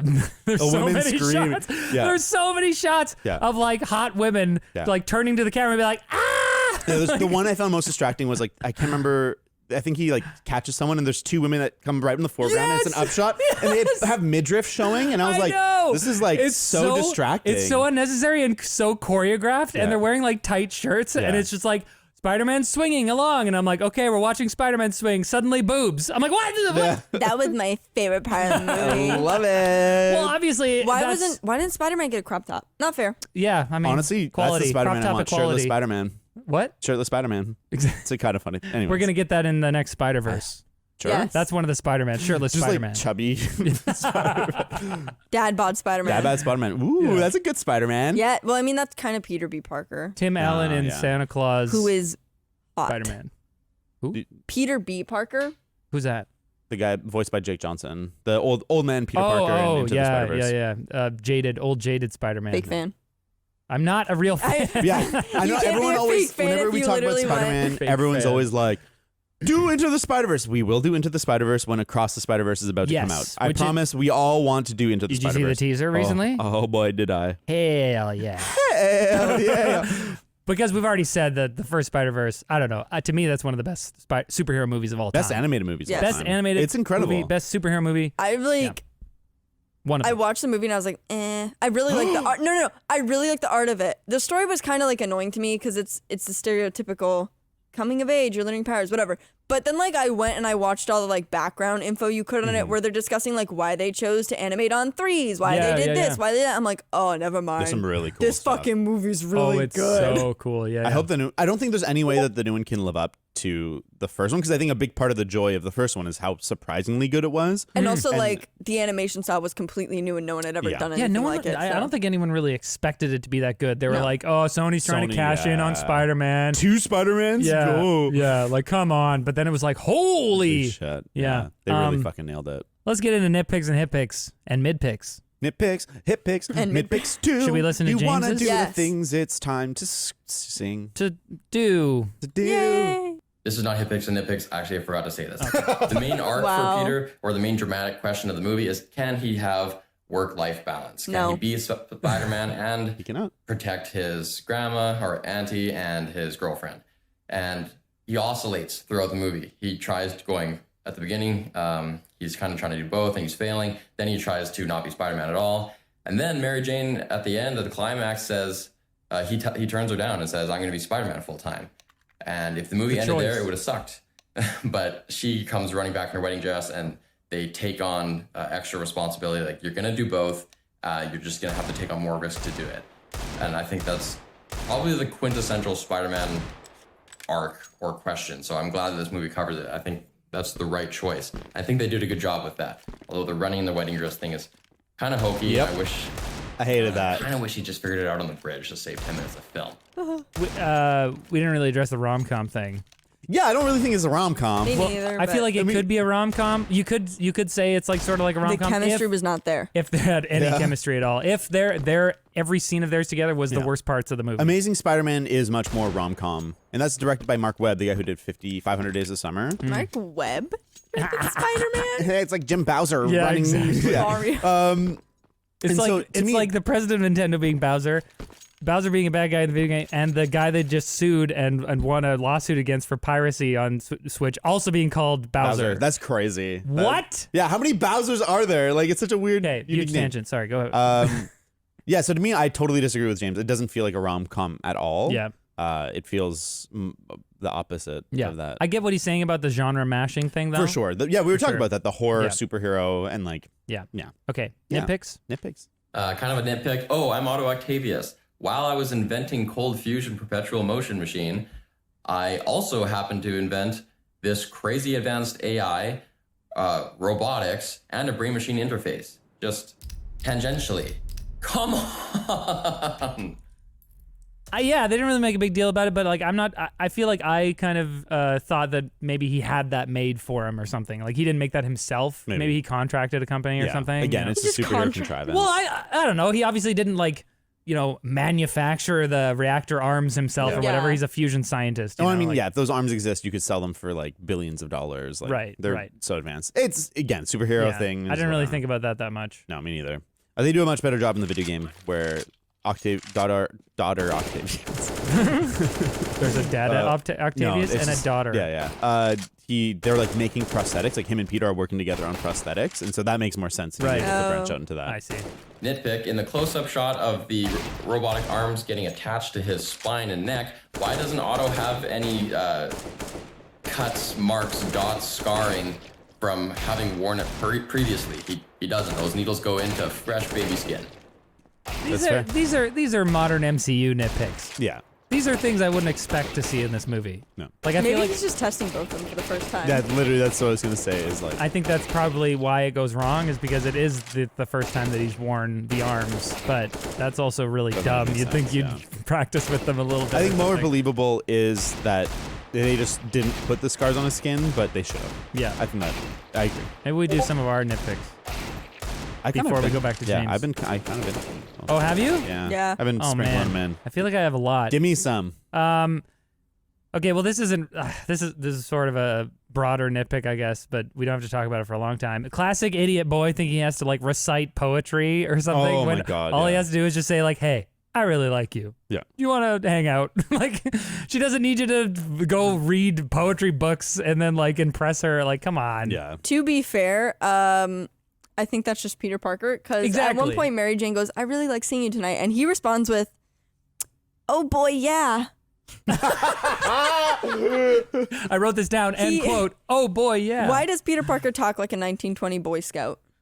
I think that it is because he's trying to juggle all these things and his brain is just fried from like trying to process too much. And so then when he tries to speak, when he tries golly to, gee gosh, I hope Mary Jane will go to the pop shop with me. like I feel like we see him when he's more confident and he's like got his life together, as when he's quit being Spider-Man, he talks to her and he's like, he's more confident. He's a little charming, you know? And she's like, oh, I remember this, Peter, you know, like, because like, this is who you really are. But like, when the fuck in it's his a life have you contrast. ever been confident?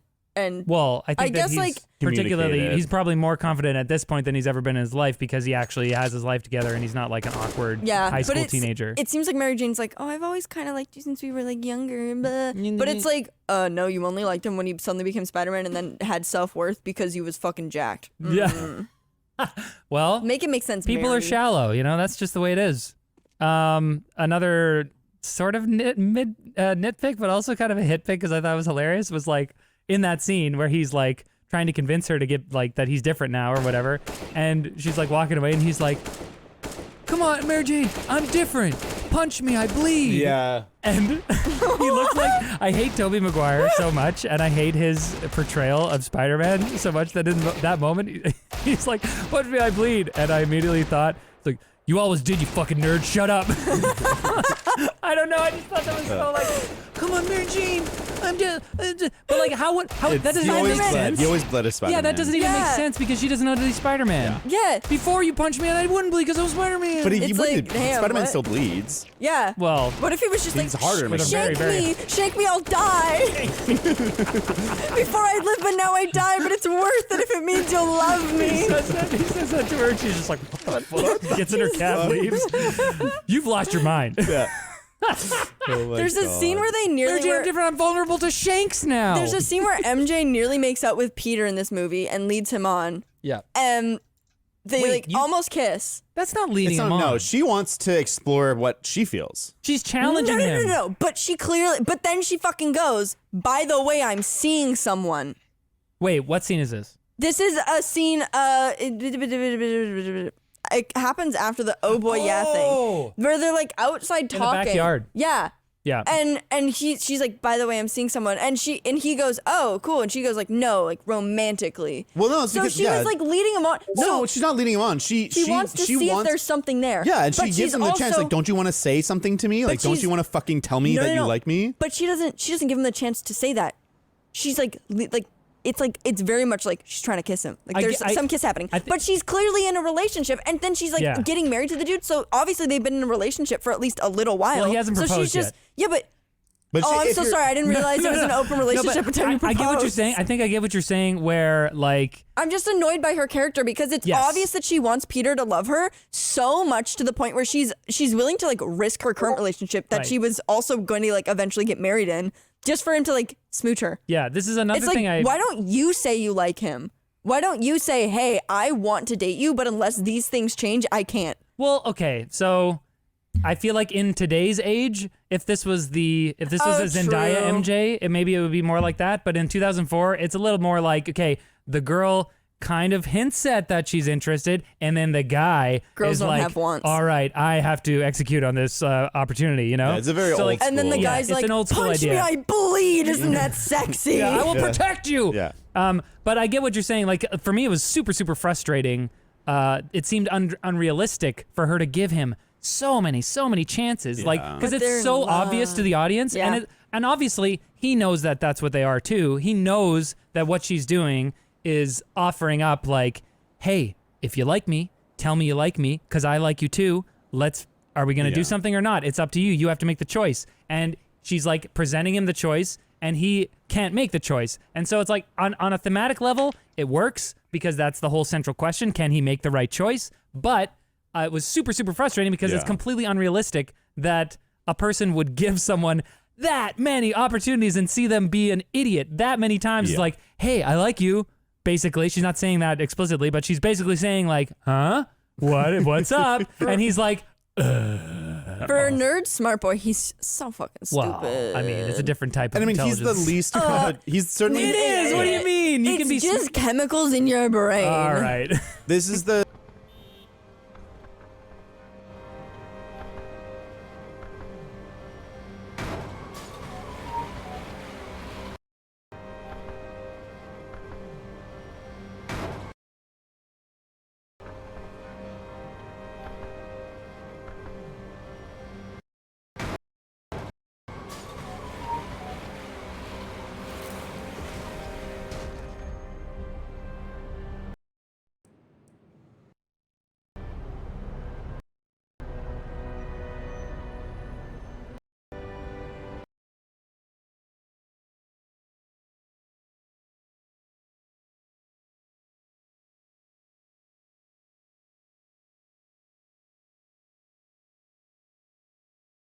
Spider-Man that they do the least, or Peter Parker, they do the least work to convince us that he's smart. Like in this one, it's like him walking alongside Otto being like, well, like if this thing happens, then this thing happens. And Otto's like, very good, boy. Wait, really? I thought that like, I don't know. I just feel like it was explicit that he was a genius in this one. Whereas in the but he's also missing all of in the his modern classes. Marvel movies, Tom Holland is like, I guess he's supposed to be smart, but we never really see him He applying it. makes his own web slingers, and he makes like some of his own gadgets. He literally, and stuff. in the first movie, Right, but it's like kind of a throwaway thing. Fair. No, it isn't. In the first It is Spider-Man? not. He literally makes his a own web montage. formula. I know he makes it, but it doesn't really show him like tinkering with things. He's It doesn't literally the school he's going to is for gifted people. I get that, but it's sort of like it's taken for granted. What I want to see is like Spider-Man expressing things that like, oh, I have this knowledge, whereas like it's not perfect in this movie, but I appreciated having a little bit where it's like he puts his hand up in class, he has the right answer. You know, he's talking to, he can hold his own in a dense conversation with a master particle fusion scientist. You know, it's like I get the movie did the work to kind of get across to me that like this guy's a genius, whereas in the new one it's like, yeah, I'm just like I'm just like a New York kid, but like I made my own web shooters. You know, it's not like I'm gonna fight you. All right. I feel like, no, I hear what you're saying, where like, I feel like Tom Holland's character is very smart, but that's not like the outward perception that they're constantly working towards is to make us think that he's like really smart. It's like it feels more like a checkbox on the wiki page or something. sure. That he's smart. He made his own web shooters. So but it's not like I don't feel it. I think what we're deciding is that Andrew Garfield is the best Spider-Man because he's No. explicitly the Is he smartest. a genius in that one? Yeah, he like does a lot of I science and disagree. shit. And his dad is in the movie, and he was the scientist who was killed for conspiracy or something. I can't remember. Honestly, he had a I was briefcase of notes, and he was taking it with him, and they were on a plane, and the airplane went into the ocean, and they died. Oh, Yeah. is that what happened? R.I.P. Yeah. Oh, okay. I feel like when I remember hearing that Andrew Garfield was cast as Spider-Man, and I was like, oh damn, that's perfect. Yep. He's like, he looks intelligent. He's kind of wiry. He's got the wiry frame. He's snarky. He can do sarcastic. He doesn't look like he's 43. Yeah. He can make a facial expression that doesn't make me want to punch him as he's running across. That's another one of my nitpicks. I just hate Tobey Maguire's face. Like he's like running across the top of the building to do the across. jump, and we get it in slow motion, and his nostrils are flared, and he's like, he has an ugly exertion face. I wouldn't want to see him having sex. Mary Jane doesn't think that. I mean, like, I can't disprove how you feel about his face. I will say I really You can try though. I really like his struggle, his yells. I think he when he's like in pain, like at the front of the train, when he's like really fucking Nah, that's the struggling. same thing for me. Nah, He it just does looks something ugly. for me. Yeah, but like, dude, struggle I is hear the emotion. Yeah, That's the performance Yeah. is there. I just The wish face that his just face doesn't looked match. different. fair enough. I mean, I can't convince you of anything about his Yeah, face, but it's just his it face. works really well for me to be like, that dude's fucking working for it. Yes, totally. But by extension, the face is kind of what bleeds into this sort of like its overall performance. Like I don't think Tobey Maguire is like a horrible actor. I think he was just miscast. I think that he's the wrong choice of actor to play this character because like I don't know, he has this sort of like 80s young kid vibe For sure. where everything is like super earnest. Oh, and boy. he's looking around with like these dumb eyes like what's going on? I don't know what's going on at any one moment. But like we need Spider-Man to be a little bit more present, you know? And it seems like he's just kind of like, huh? What?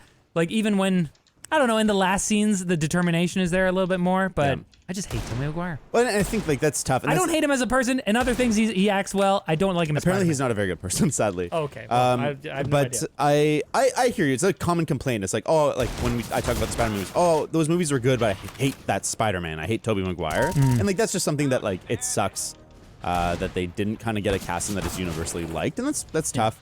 And I think like the perception of Tobey Maguire has kind of slowly gone down because he was a child actor in the 80s. Right. He was known for that, and so he was kind of like a boy wonder, and like that Yeah. worked. But now we have like this perception of like poker playing Tobey Maguire, who's kind of sleazy, and Yeah. all the stories you hear about him behind the snes. That kind of I taint really it a don't little know bit. anything about any of these actors. I'm like, James Franco isn't problematic, and you're like, actually, and you're like, yeah, Tobey Maguire is like a sleazy poker dude, and I'm like, Yeah. what? Have you seen the movie Molly's Game? No. There's a character in that is Tobey Maguire. Oh. Wait, it's supposed Michael to. Cera's, yeah, it's a real story. So it's like Michael Cera's character is Tobey Maguire. Michael Cera's Yeah. playing And I was Tobey just like, Maguire. what I love a it. savage burn on Tobey Maguire. That is so interesting. I will say that like the best performance from Tobey Maguire in a scene in this movie for me is the building on fire scene. Oh my gosh, yes. Which is also a great thematic moment because he decides, all right, even if I'm not Spider-Man, I can still be a good person. Yeah. And I can still be a hero. So, like, he goes in, he doesn't have his powers, and he's struggling to get this kid out of the burning building. Also, I think that was a fucking stupid move, and you should never do that. If, Obviously, Yeah. but, like, guys, that's what IRL, defines a hero, right? IRL. Do not. Don't run into a burning building Yeah. just because you think you can save a child. You're actually going to put more first responders at risk. Especially a building that is on fire to that extent. It's literally fire everywhere. He would be already burned to a he's crisp. dead. Yeah. But anyways, like seeing him like trying to break down the door and he can't do it and his arm hurts and stuff. I'm like, I felt that in that moment. It was a good performance. I Except definitely- for the kid pulling him up. Yeah. See, I think that whole like jump. It's like a 4-year-old's Yeah. like, here, I'll help you. You can't help me. The jump and the pull up are by far the worst part of that scene because I agree the build up is good, and I think that the effects mostly hold up until it's that down angle on the floor crumbling, and it just looks so bad. It's so clearly like they've been masked out and shit. And then the other thing that it's like not really a nitpick, but I think is really funny is that without even like really looking, he just brings the Asian kid to the Asian people that are standing there, like. He's just like, here's your kid. And they're like, this is my kid. I mean, I don't know. Maybe it's like clearly we was. adopted. What Yeah. the fuck? maybe they were kind of like standing a little closer to the building, Maybe. being like, It's like maybe not a real when he nitpick. went in everyone or else, something, I don't everyone else is. They don't have kids in the building. They're gone. Yeah, everyone else is wearing a shirt that says "I don't want kids." So he's like, "Oh, I guess it's these people's." They're If not my wearing kid's a in shirt. there, leave it, please. Oh it. my They're gosh. calling their Leave kids it. it. So that's. But the main problem. at the end of that scene, I love it when he overhears the firefighters be like, "Oh, there was someone stuck on the 4th floor," and he's just like, "I could have done more." Yeah. That's such a good like. We're going back to Spider-Man. Yeah. We're there. Yeah, good moment. I love it. Spider-Man is like my favorite superhero. Next Is to it Iron though? Man. Yeah. Is he? He's everyone's favorite superhero. Do you got You're not unique. gripes with I me, do. David? I think this is the best Spider-Man movie ever. I just fucking Ever? love I this just said one. What about Spider. Spider-Verse? What the fuck? Okay, no, Spider-Man. David, I said Spider-Man is one of my favorite superheroes, and you went, "Is he really?" He And was I just went, "Do being you have silly. gripes?" And then David goes, He was just being a "I silly think this goose. was the best Spider-Man movie ever." I do. I didn't say Joking. it wasn't. Jokes aren't allowed. Yeah, I mean, as I said, No jokes. yeah, I don't know. Obviously a lot of people relate to Spider-Man because he is this more like struggling with what I should do character, whereas I feel like I gravitate more towards. It's super boring. I know, guys. I'm sorry. I gravitate more towards like Captain America, Superman. He's kind of like It's okay, It's more Ryan. like a role model situation where it's like they do struggle with stuff, but it's more like how do I help people instead of like should I help people? You know? Does James have more for us to? Yeah, we should do a James nitpick. Nitpick, he barely even uses those robot arms during the first reactor demo, so it really just makes them feel like a contrivance. Like, did he really need them to work on the reactor? I don't know. Again, they really just seem like an amazing breakthrough on their own. They definitely do seem like a contrivance. Well, yeah, but like. But I mean, like, what he else does, is gonna be able to keep all the little arcs in? He does Is that what say. you're supposed to do? To Yeah. push them back in? That's what exactly what it is. No, is that I know, they- but like in real life, but I then, don't know. But then I also my issue with that is like, yeah, okay, so is he just gonna fucking stand there for infinity and like Yeah. let them do No, I that? think it's Until supposed to it's stable. stabilize. Yeah. Oh, Yeah, it's okay. supposed to I don't stabilize. understand science. Obviously, as It's you not said, real. Yeah, it's. I think What the do you game mean? probably does. It's not. Spider-Man's not real. That was CG. What? That's why I relate to him. Wait, I what? want to be him. Yeah. I am him. Right. You're shooting nitpick of all of these movies. It should be web shooters. This is disgusting. This is disgusting that he's got like a web sack. He's got like a silk sack in his body. it honestly and he's didn't- excreting fluid Yeah. that solidifies and then dissolves. It I wonder why always- that's He's leaving his shit everywhere across the city. It confused me backwards because in the new movies they have web shooters and I'm like, wait, that wasn't a power he just got with being Spider-Man? Like he's always Yeah. had web shooters. I thought it was always, he Yeah. suddenly could just do that. Yeah, I remember being confused as a child watching the animated series and him being like, "Oh, I'm out of web cartridges." I'm like, "You're out of what?" Because can Yeah. you imagine getting the superpower Spider-Man and like you can't do anything with webs? And you have to do, what if you're not a fucking super genius and you can't make web shooters and the fluid and so you're Spider-Man but your powers are actually just you're sticky and strong. Well, he can still run super fast and jump super high. and he does probably- have a healing factor. So like he's basically Yeah. Captain Spider America but like a senses. little worse. Yeah. Oh, yeah. And he he can run Yeah, on no walls. wait. Is he better than Captain America? I think he's. I feel like with I his. think he's a bit stronger I than think- Captain America. yeah. because he has spider sense. Captain America doesn't have Captain Well, no, but- fast sense. reflex. But I think also in terms of But durability But so and does strength, Spider-Man. Spider-Man is just like, or Captain America is just supposed to be like above regular human level. He's a super soldier. He's a super soldier, Yeah. but it's like he doesn't. I think he can like move a car, but I don't know if he could like lift a car over his head, whereas Okay. Spider-Man can definitely do that. Question completely kind of related. Captain America, does Spider-Man have super fast reflexes, or does he just have spider sense that lets him like slow down time? So his reflexes are normal, so if he didn't have spider sense, he would get bonked by things all the time. But Captain America has super fast reflexes, but no sense. No Spider-Man. So I think it's not that Spider-Man has premonition, is that it's like instant. As long when there's danger, he's aware of it. And Okay. it's like Well, to it sort us, of is premonition a little bit. It's a little bit It's not premonition. like magical. No, but it's like he'll. there's something flying towards me and I have no awareness. He like Okay. detects like environmental changes like he has through super- like he has his hair. super hearing. Spider-Man too, has right? significantly greater physical strength than Captain America. Yes. Okay. I don't think Spider-Man has super hearing. See, but no, not super. But like, he Although has maybe good that's hearing. his how spider sense works a bit. I don't know. Who cares? I We're think getting isn't really it like, into the weeds. I think it's like heightened senses. I don't know. Okay, I had another nitpick. Speak it to us. What is it? What is it? Oh, Tell the people. what the hell did MJ think was gonna happen when she kissed her fiance upside down? That's weird. It's like, hey, can you lean your head back for a second? It's like, did she think like, like I'm gonna kiss him, and if it's just as good, maybe this is magical. But it's like, this upside down kiss wasn't the same. As like a don't know, literally it a just dude seems- hanging. he yeah, literally saved saving your me in the- life. Yeah. It just seems so stupid. MJ's like, man, that wasn't the same as that time where adrenaline was pumping through my veins at Yeah. a million miles per hour and I nearly died like 4 times. That sucks. It just seems silly, and like maybe it's just kind of her like not really knowing what she's feeling and trying to work through things in a weird way. But like, it Go just to therapy. It just seemed hokey as so many other things did. But then, in the cafe scene, when she's like, she like Kissing. challenges him to kiss her because she's like, I need to feel this is real or not. Yeah. Then I'm kind of like, okay, this is sort of like a payoff for that setup because now she will get to compare directly, you know. So She's just gonna kiss every man until something Yeah. feels the same. I want to No, date the she- best kisser. she's actually feeling your lips. Because apparently everyone in this movie has like a different like lip signature. So she's just trying to find out who Spider-Man Yeah, is via exactly. kissing. Exactly. She has to like, that's her super ability. Oh, you're not the one. That's my new We didn't even ringtone. talk about the climax of the movie where the Doc Ock starts the new fusion reactor and he's kidnapped Oh, yeah. MJ. Yes. And And MJ's like, bitch, let me go. I like that sequence. Oh, I I like liked the it, though. magnetism, like she's getting pulled by the magnets or whatever. I think it Yeah. looks great. Her hair was very wet in that scene. Yeah, but I love the moment when Spider-Man catches. Like soaking wet. I'm so sorry. Her hair was very wet. I'm Yeah, sorry. but That was all I could focus on was how uncomfortable she must have felt. 'Cause Yeah. she's Yeah, why like, was she Well, wet? she's sopping wet. She was sopping wet because it was like raining, but also maybe Oh. they went swimming. I don't know. Wait, when was it raining? It wasn't raining. I just think she's wet because they're near water. And Yeah, I maybe Did he like dunk her before he? Maybe it was He was maybe it was like- a deleted scene or Why? something. he Yeah. was like, I'm gonna make this as uncomfortable for you as possible. Yeah, this is another. Yeah. Probably about that. waterboarded.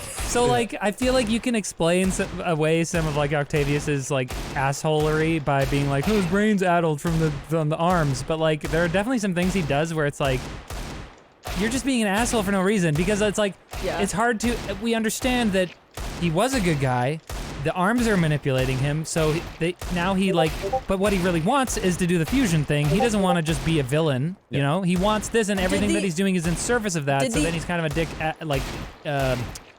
by accident. He goes out of his way to be. Did But the then he does- arms yeah. purposely like? Was the angle for the arms to destroy the fusion reactor? And What? destroy half of New York because What do you mean? like I thought that was why the arms wanted to build the second one because they were building a bomb. No, I think they wanted to like they were combined with his ambition. Why Yeah, were they, they such wanted bitches to. then? What do you mean? They could have just been like, we're gonna help you build this thing and we're gonna be nice, but Well, instead they don't were have evil. morality. They're They- just like, we have a goal, we Yeah, have the to goal achieve will it. do it. They don't care about hurting people. They are They're freaking snakes. robot Oh, arms. that reminds me of my biggest nitpick in this movie is when he's like, "Here's Aunt May," and then he drops her and he's like, "Ooh, Butterfingers." I'm like, shut exactly. the fuck up. There are definitely some problems with his like villain characterization. Yeah. It seems like they took a shortcut to him. Like, oh, it's the sure. arms making him a dick. Yeah. It's like I'm pretty sure the arms don't know what the fuck a butterfinger is. Yeah. The arms aren't arms- saying that. Yeah. They're just like making him more of a Yeah. dick. It's not like Yeah. the arms are talking Yeah. through him. Oh, okay. I Yeah. thought that's what was happening. No, Because, no, no. Well then, yeah. Why the fuck would he ever speak then? It's like he's on He's like, he's "Oops, on I dropped speed that the whole lady." time, or like he's drunk and he's like he's losing his inhibition and he's just like going for stuff. I to me it feels like he almost it's like any human like we want an excuse to be bad, you know? And it's like all of a sudden you have an excuse, you have a fucking thing fused to your spine. You're like, it's not me, it's the arm. Yeah. And it's like, no, it's just you're like- letting your evil side win a little bit. Someone's rude to you, Go you want off. to punch him in the face. Yeah, you just- and if you didn't have like these inhibitory systems that we have in place, you maybe would punch him in the face, which is why drunk people get in fights, because what alcohol does is it inhibits your inhibitory system. A little bit of neuroscience for you there. Here's the moral of the story. We all have an inhibitor chip, but it's our brain. Exactly. Yeah. Exactly. That's what's happening here. Which is why I like in the end how he kind of like Peter like knocks him against the pillar or something, Yeah. and it kind of like he's like whoa, and that kind of is like what shakes his brain up a little Yeah. bit for him But to be like, he hit wait, the listen to me reset now. switch. Yeah, well, he has that moment too where he like, you think that he's turning good, and then he like grabs Peter by the neck, Yeah. and you're like, oh no, and I can't remember what Peter says, but it gets through to him. Peter says, "You're a fucking asshole." When he's like, you're right, and then he Yeah. goes, and I love that I moment think when he he like, says something like, it's hard to do the things we want without hurting the people we love, Yeah, or something exactly. like Something that. like Yeah, that. yeah. And he's like, I just love when he's under the reactor and he's like, I will not die, or I will not be a monster, or whatever. And he like I will not pushes die a monster. and he pushes the thing. That's one of the moments the CG doesn't work, and it definitely lessened my enjoyment. But I love that visual of him like, Yeah, and it's then, a like, great death. crashes. It's and a then great death. when he's floating through the water, I have a prediction that will be in the new Spider-Man. Is like a visual of him when he's telling like how he made it to this universe. Will be like him going into the water, and they'll use that shot, but it'll be a slightly better version of that shot. yeah, I don't know how And a they're gonna portal do it will open because obviously Green Goblin's back and he's Yeah. dead. Yeah. So like I feel like maybe what they're gonna do is they'd be like, An okay, alternate universe, it was right? this Spider-Man 2 timeline, but One where he something didn't else die. happened and they didn't die. You Yeah. know, Portal opened, and instead of the Green Goblin thing going into Green Goblin, it went through the portal. Yeah. You're welcome. Or like, you'll see like him like sinking into the water, and then he'll like get sucked into a portal or something. yeah. I think that I love the moment where like Peter is convincing him to like be good again or whatever, and the snakes are like, "Hey, no, be bad," and he's like, "No, listen to me Yeah. now, listen to me." And he's like Yeah. exerting his Yeah. will over. Yeah. I I do love I that love all moment. those moments in movies where it's just like, "No, this will not happen." But did he mean to not die? Or was he like, yes, I'm sacrificing I think myself? he- Because he Did said, he I won't die a mean- monster, which made, like, to me, I think read it he as like, knew- I read it as like, I refuse to die. I need to redeem myself. I think He was the- gonna kill himself. I think he was after. killing himself, and because he knew like there was consequences that he'd have to pay, and like he would never really be a free man. So maybe he's saying like, I'm going to die now. I I will- refuse to die being a bad guy, so I'm going to go out as a good guy. Yeah, because even like when he's sinking in the water, it looks like he's accepted that Right. he's dying. It's like he doesn't struggle. He doesn't like try to like swim. Yeah, for it had a real everything. tragic. I mean, obviously it's tragic, but it had like an extra tragic flavor for me because I was like, oh, he didn't even mean to sacrifice himself. He thought he could stop it and survive. And I was like, that's really So wrong. sad. He was so wrong. Yeah, because like a good Dr. Octopus, that would be cool. No, Put another inhibitor chip in there. Peter could make it. He's a genius. that's true. He can make his own web shooter. Are you guys excited? Are you guys excited for the new one? Yes. I'm super excited. I'm so. Ooh, Yeah. It comes out in America apparently earlier than it does here or something. Fucking Yeah, I'm I'm mad mad. about it because on my I hate bringing up TikTok, but on my TikTok feed, it keeps recommending me bitches who are like, I booked my tickets for well, I the booked thing. my ticket. Yeah, when is it coming out December here? 17th, I believe. So I got my ticket for the 16th, or it's the 18th, and I got it the 17th. Like I got I'm- it the Thursday before it comes I'm out. really wondering if they're gonna do something like the parks, the like Disneyland park, because they have the Avengers campus now. Yeah. Is there gonna be like a special show for when? Is something gonna change in their show for when this movie comes out? Maybe. What's gonna happen? What about the extended MCU, which is the IRL universe? The IRL universe? Yeah, It takes place in real like, life. on Earth. Yeah, because like but I mean like the Marvel Cinematic Universe affects like the shows, Yeah, the yeah, theme yeah, parks. yeah, yeah. So like what's gonna happen in theme parks when that comes out? I hope they do a Spider-Verse thing. Like I hope that they can Yes. do like a multiverse, because like they've opened the multiverse in the MCU. So like it's pretty easy to see how they're gonna make it all work. Like at the end of Venom, they connect it to the Spider-Verse. Do they? Yeah, yeah. Oh, that spoiler was for so Venom loud. 2. Oops. Venom. I'm never oh, watching okay. the Venom movies. Me So- neither. That's why I didn't. I saw someone might have. Venom It's 1. Shit. But at the end of Venom 2, there's the same announcement at the end of Far From Home where J. Jonah Jameson, Okay, this is a big spoiler alert. I gave it a little spoiler Yeah. alert, is like Peter Parker is Spider-Man, and so it's like that means that it's in the same universe as Wait, MCU J. Jonah Spider-Man. Jameson shows So up J.K. Simmons. in Venom? Yeah, because they're tying it, but he also shows up in Far From Home. Yes. Well, that's And what I'm then confused about because I thought that. So I'm a fake fan. When that's an after credit scene in Far From Home. Is it after credits? Anyway, yes. Yeah, or something. Somewhere, Where I think it is. Yeah, where it's after J.K. credits. Simmons shows up, and I'm like, oh, they recast him as, or they cast him again as J. Jonah Which is Jameson. the best casting in the whole world. I didn't think that was a dimensional thing. Like I didn't know that. Yeah. Well, I think in this that's I think in played- the MCU universe, that's always been Jonah Jameson. But in but in Venom, I think it's like it's not necessarily a multi-dimensional thing. Although there is a multi-dimensional post-credit scene or something. But anyways, Because obviously Venom doesn't take place in the same dimension as. no, I think that it Spider-Man does. Now then. What? I think that's what they're trying to imply. They're trying to say it's the same. Yeah, I haven't watched the movie. I only watched the post-credrit scenes. Now Okay, they're well, fucking all with these portals. questions will be answered when All the these movies come out. questions will be But that'll be fun. I'm into Tom Hardy being in those movies too. We know. I'm not. Okay, if you don't want to know anything about the movies coming out, maybe skip ahead. But I'm excited for Charlie Cox being confirmed.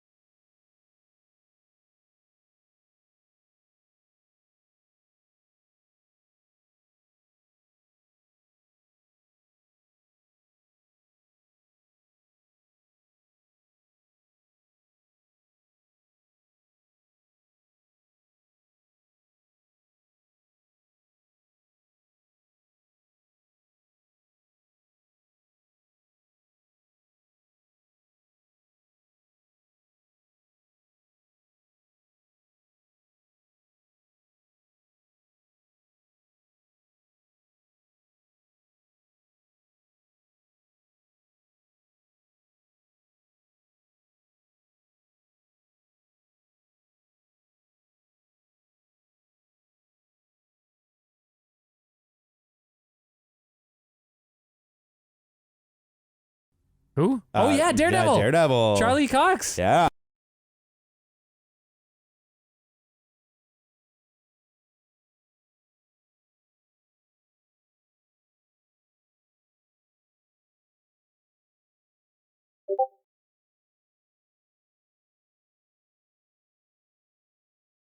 Most cursed AK in existence. Jesus, that's a sassy fucking message, bro. That's not the weirdest. What are you saying, bro? We have seen much crazier AKs. There's a 4x Navi Holo Cato 14 AK, which is a $10,000 plus sticker, 4x on an AK. But this is still pretty cool. And not most cursed, so lul.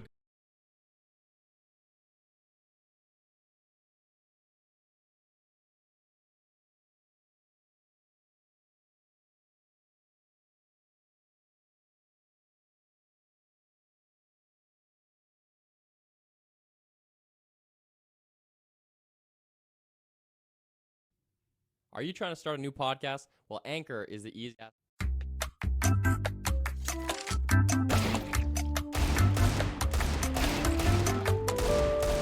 Hi, everybody in podcast land and also on YouTube. This is the Carpool Critics Podcast. I'm James. I'm David. Riley is a person. Always. And today we're doing the listener Q&A mailbag episode. Woo!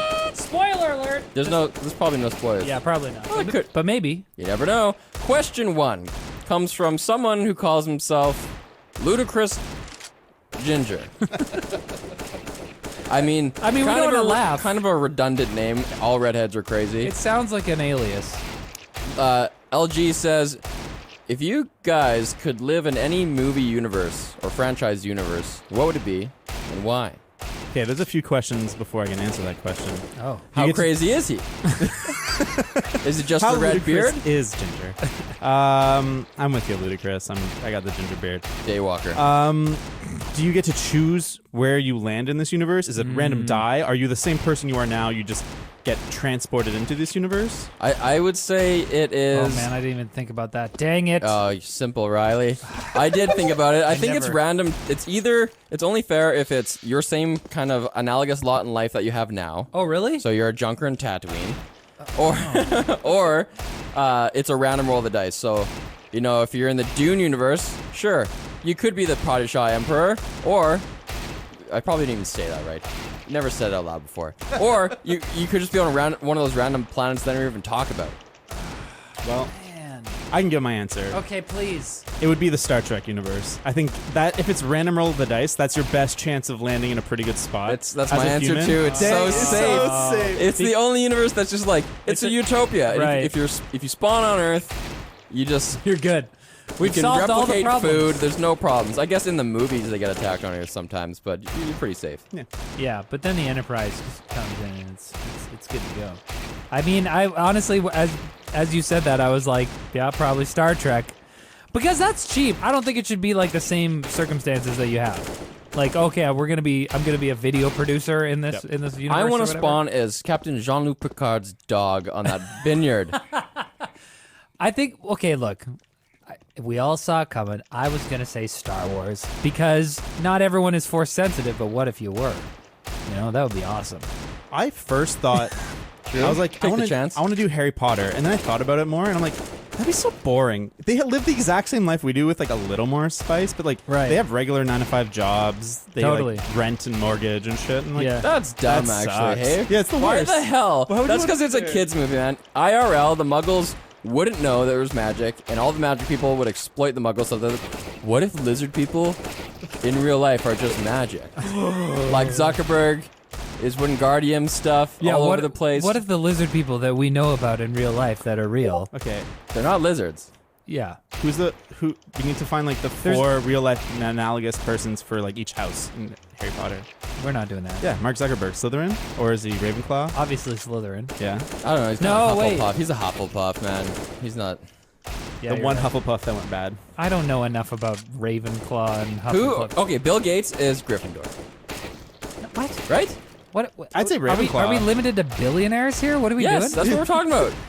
What elites on planet Earth belong to which house? Elon Musk. Which house is Elon Musk in? Okay, honestly, David, I never read the books. All I know is Gryffindor good, Slytherin mostly bad, and the other two in the middle, I don't know. So, okay, Jeff that's like Bezos. Hufflepuff is for chubby-cheeked people. the like in-universe explanation is Hufflepuff is loyalty, Ravenclaw is intelligence, Gryffindor is bravery, and Slytherin is ambition. What was the first one? Oh, that's Hufflepuff nice. Is loyalty. Oh. So I think all of the billionaires are Slytherin for Yeah, ambition. they're I all guess. Slytherin. Jeff Bezos is the head though. He's bald. Looks kind of like Voldemort. Whoa. Just take his nose off.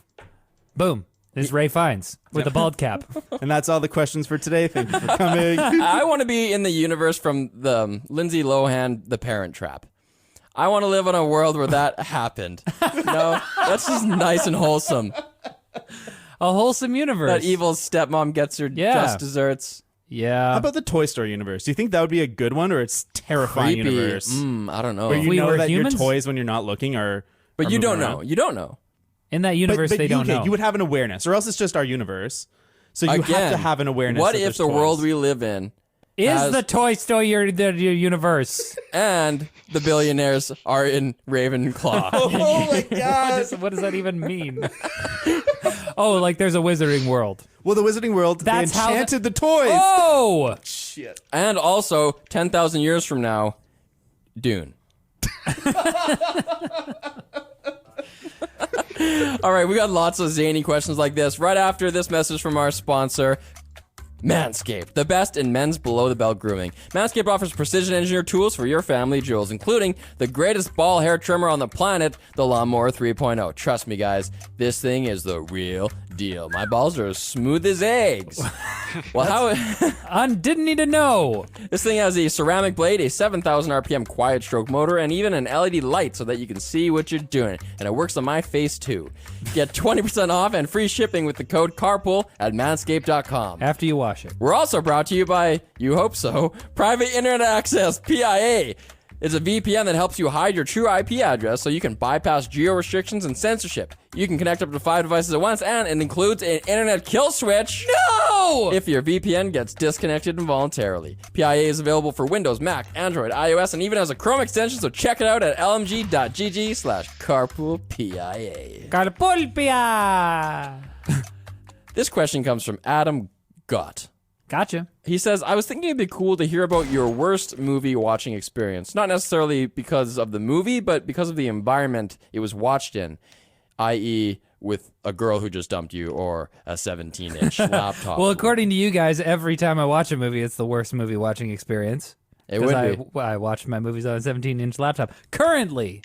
We'll talk more about that later, but I don't have an immediate answer to this question, but David does. I definitely do. Before that, though, Adam Gott, I would have used EG rather than IE in your question, but that's just... Oh, he got you good. And I'm the pretentious one. God has been got. Showed you up, David. What happened? Tell us your trauma. So I had two stories that I was going between, and they're very similar, but kind of opposite in a weird way. But in 7th grade, I was the coolest kid. All the girls liked me, and this one girl in Wait. Were you one of those dudes who had all girlfriends? Only girlfriends. I didn't have any dude friends. It all changed the next year. So all the girls liked you as a friend. Whatever. It doesn't matter. Well, I didn't have any girlfriends, so it all went downhill after that. No girls liked me. I was not in any friend zones. I was hated. Well, there was a girl in the older grade that liked me and was like very aggressive about like trying to be my girlfriend. And I always found it weird and creepy. But one time she asked me to a movie, and she asked me to go see The Grudge with her.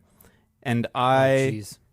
do not like horror movies. And I was younger. I was scared. To this day. I don't like horror movies in general. Like now, it's just more just a dislike. I don't find them particularly great. But when I was younger, I was too scared to watch horror movies.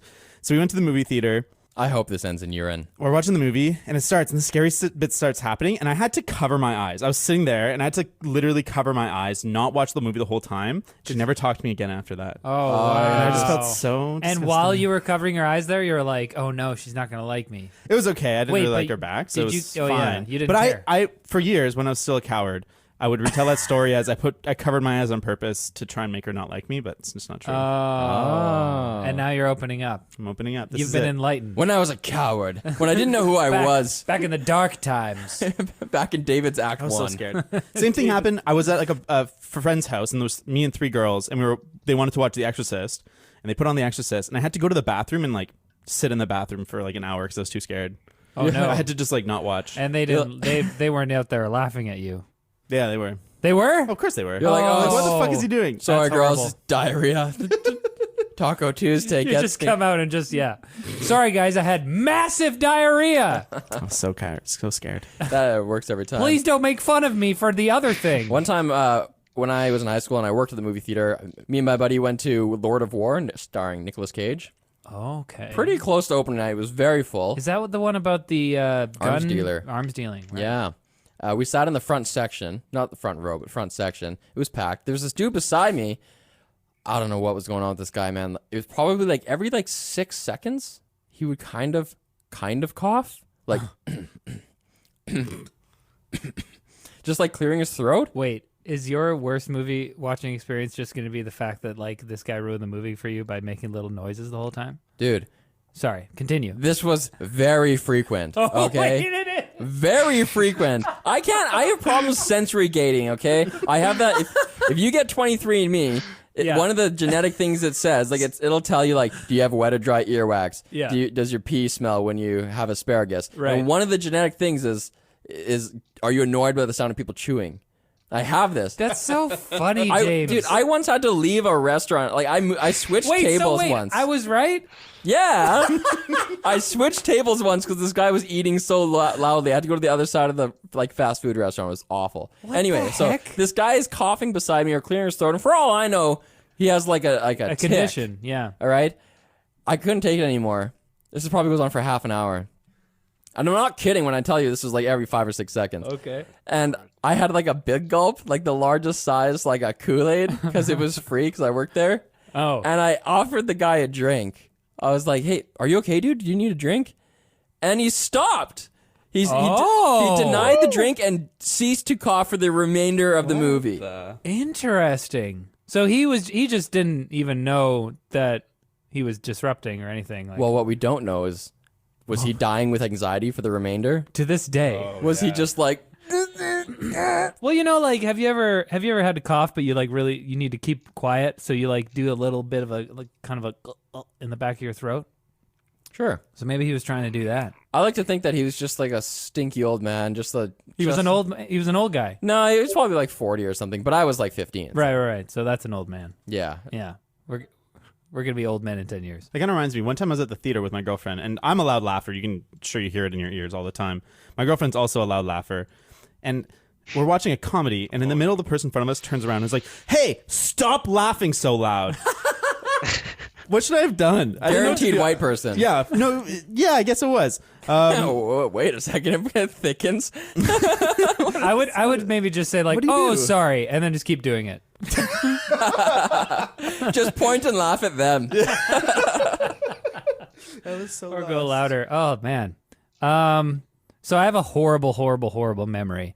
And so a lot of these questions when it's like, what is your craziest memory of this thing? I'm just not going to be able to answer very well. But I have like a very vague sort of recollection of something where it was like maybe the worst.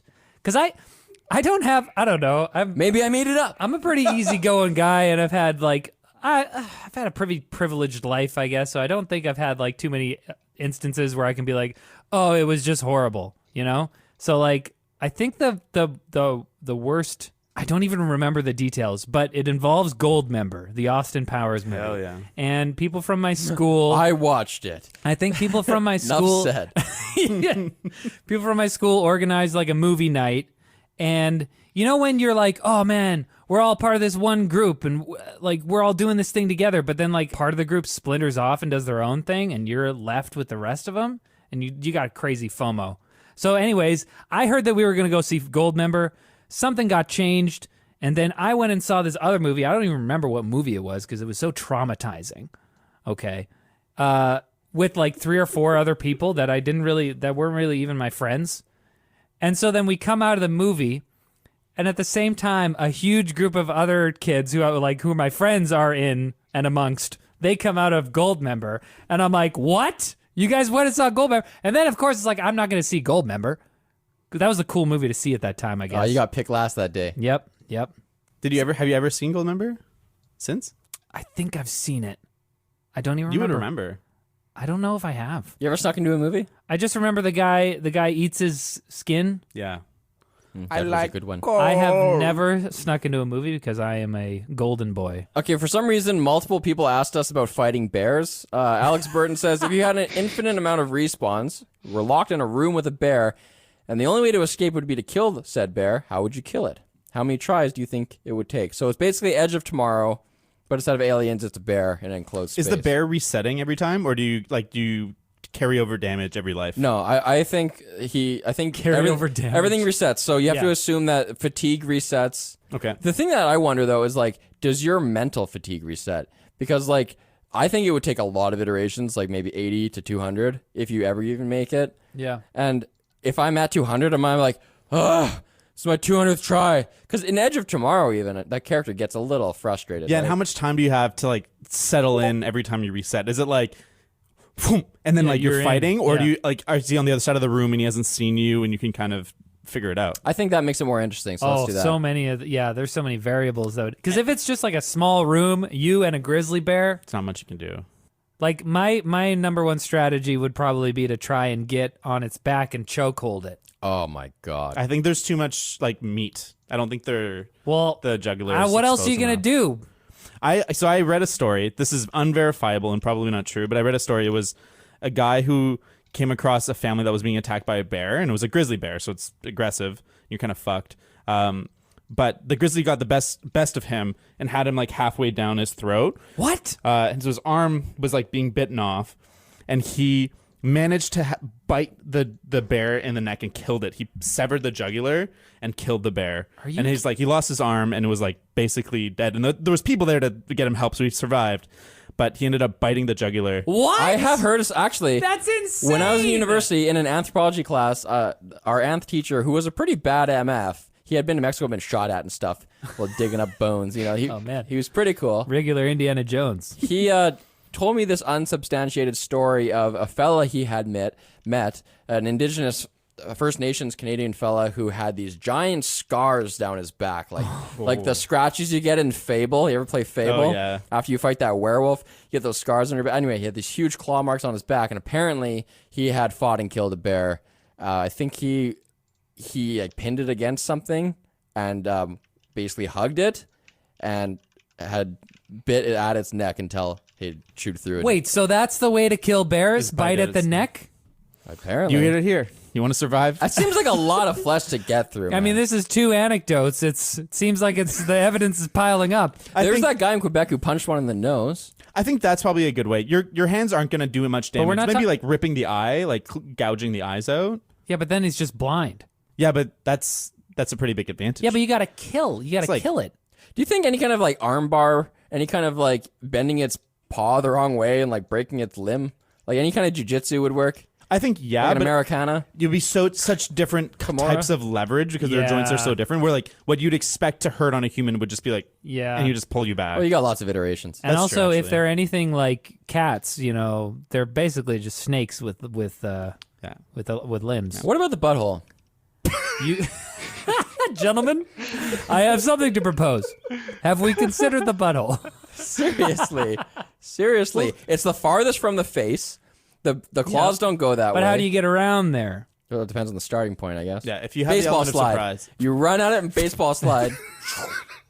Captain Falcon over there. The bear's just like, what?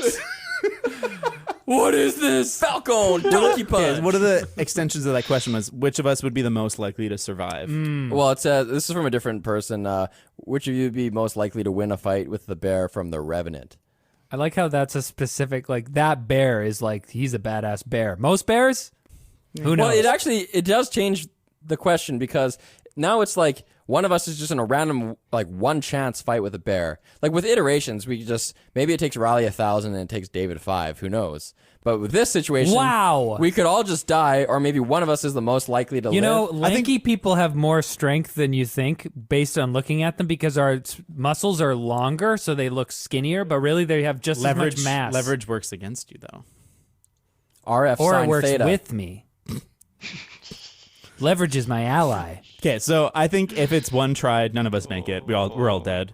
But yeah, Who's most likely? Who's most likely? Sorry, Riley. It's I not think me. it's between me or No, James. Wow, screw you guys. I actually think it's David. I just feel like he's got. Who's got reach though?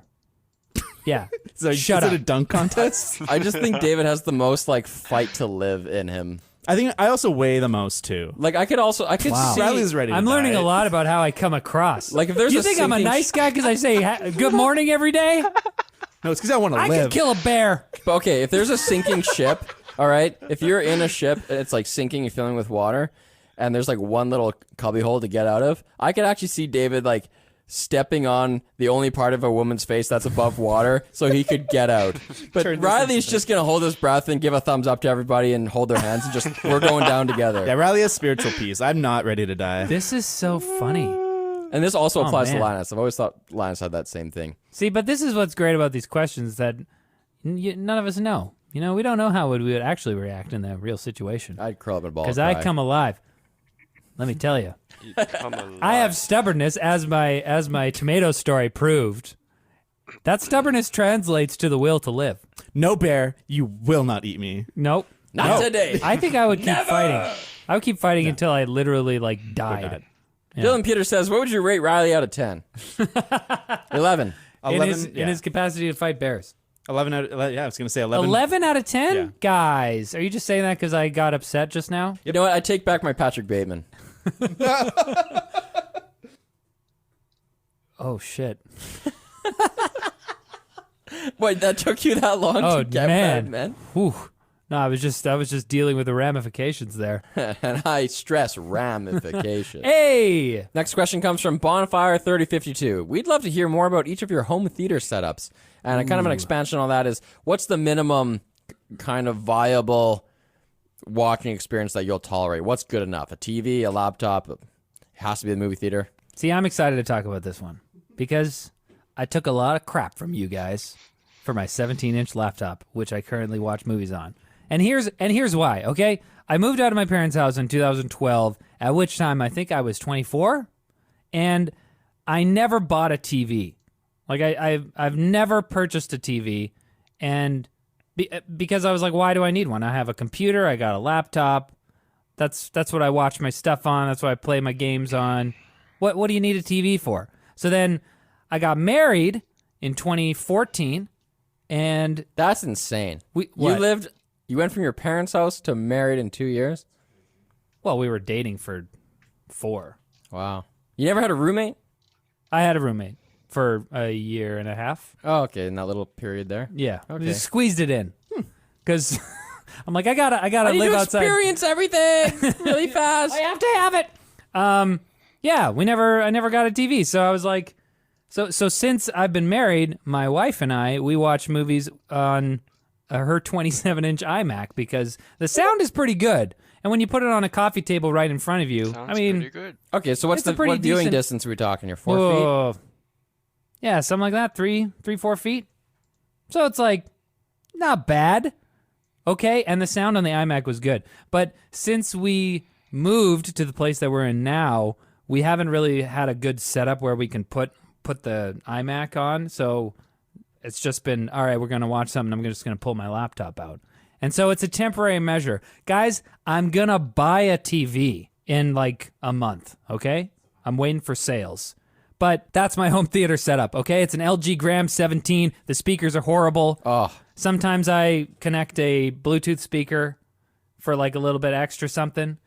And you know what? The speakers are downward firing. So if I put my phone under one of the speakers, it bounces back and it really amplifies. It's a really wow. nice experience. You should try Pete's Box. Now to go to the minimum casual platform.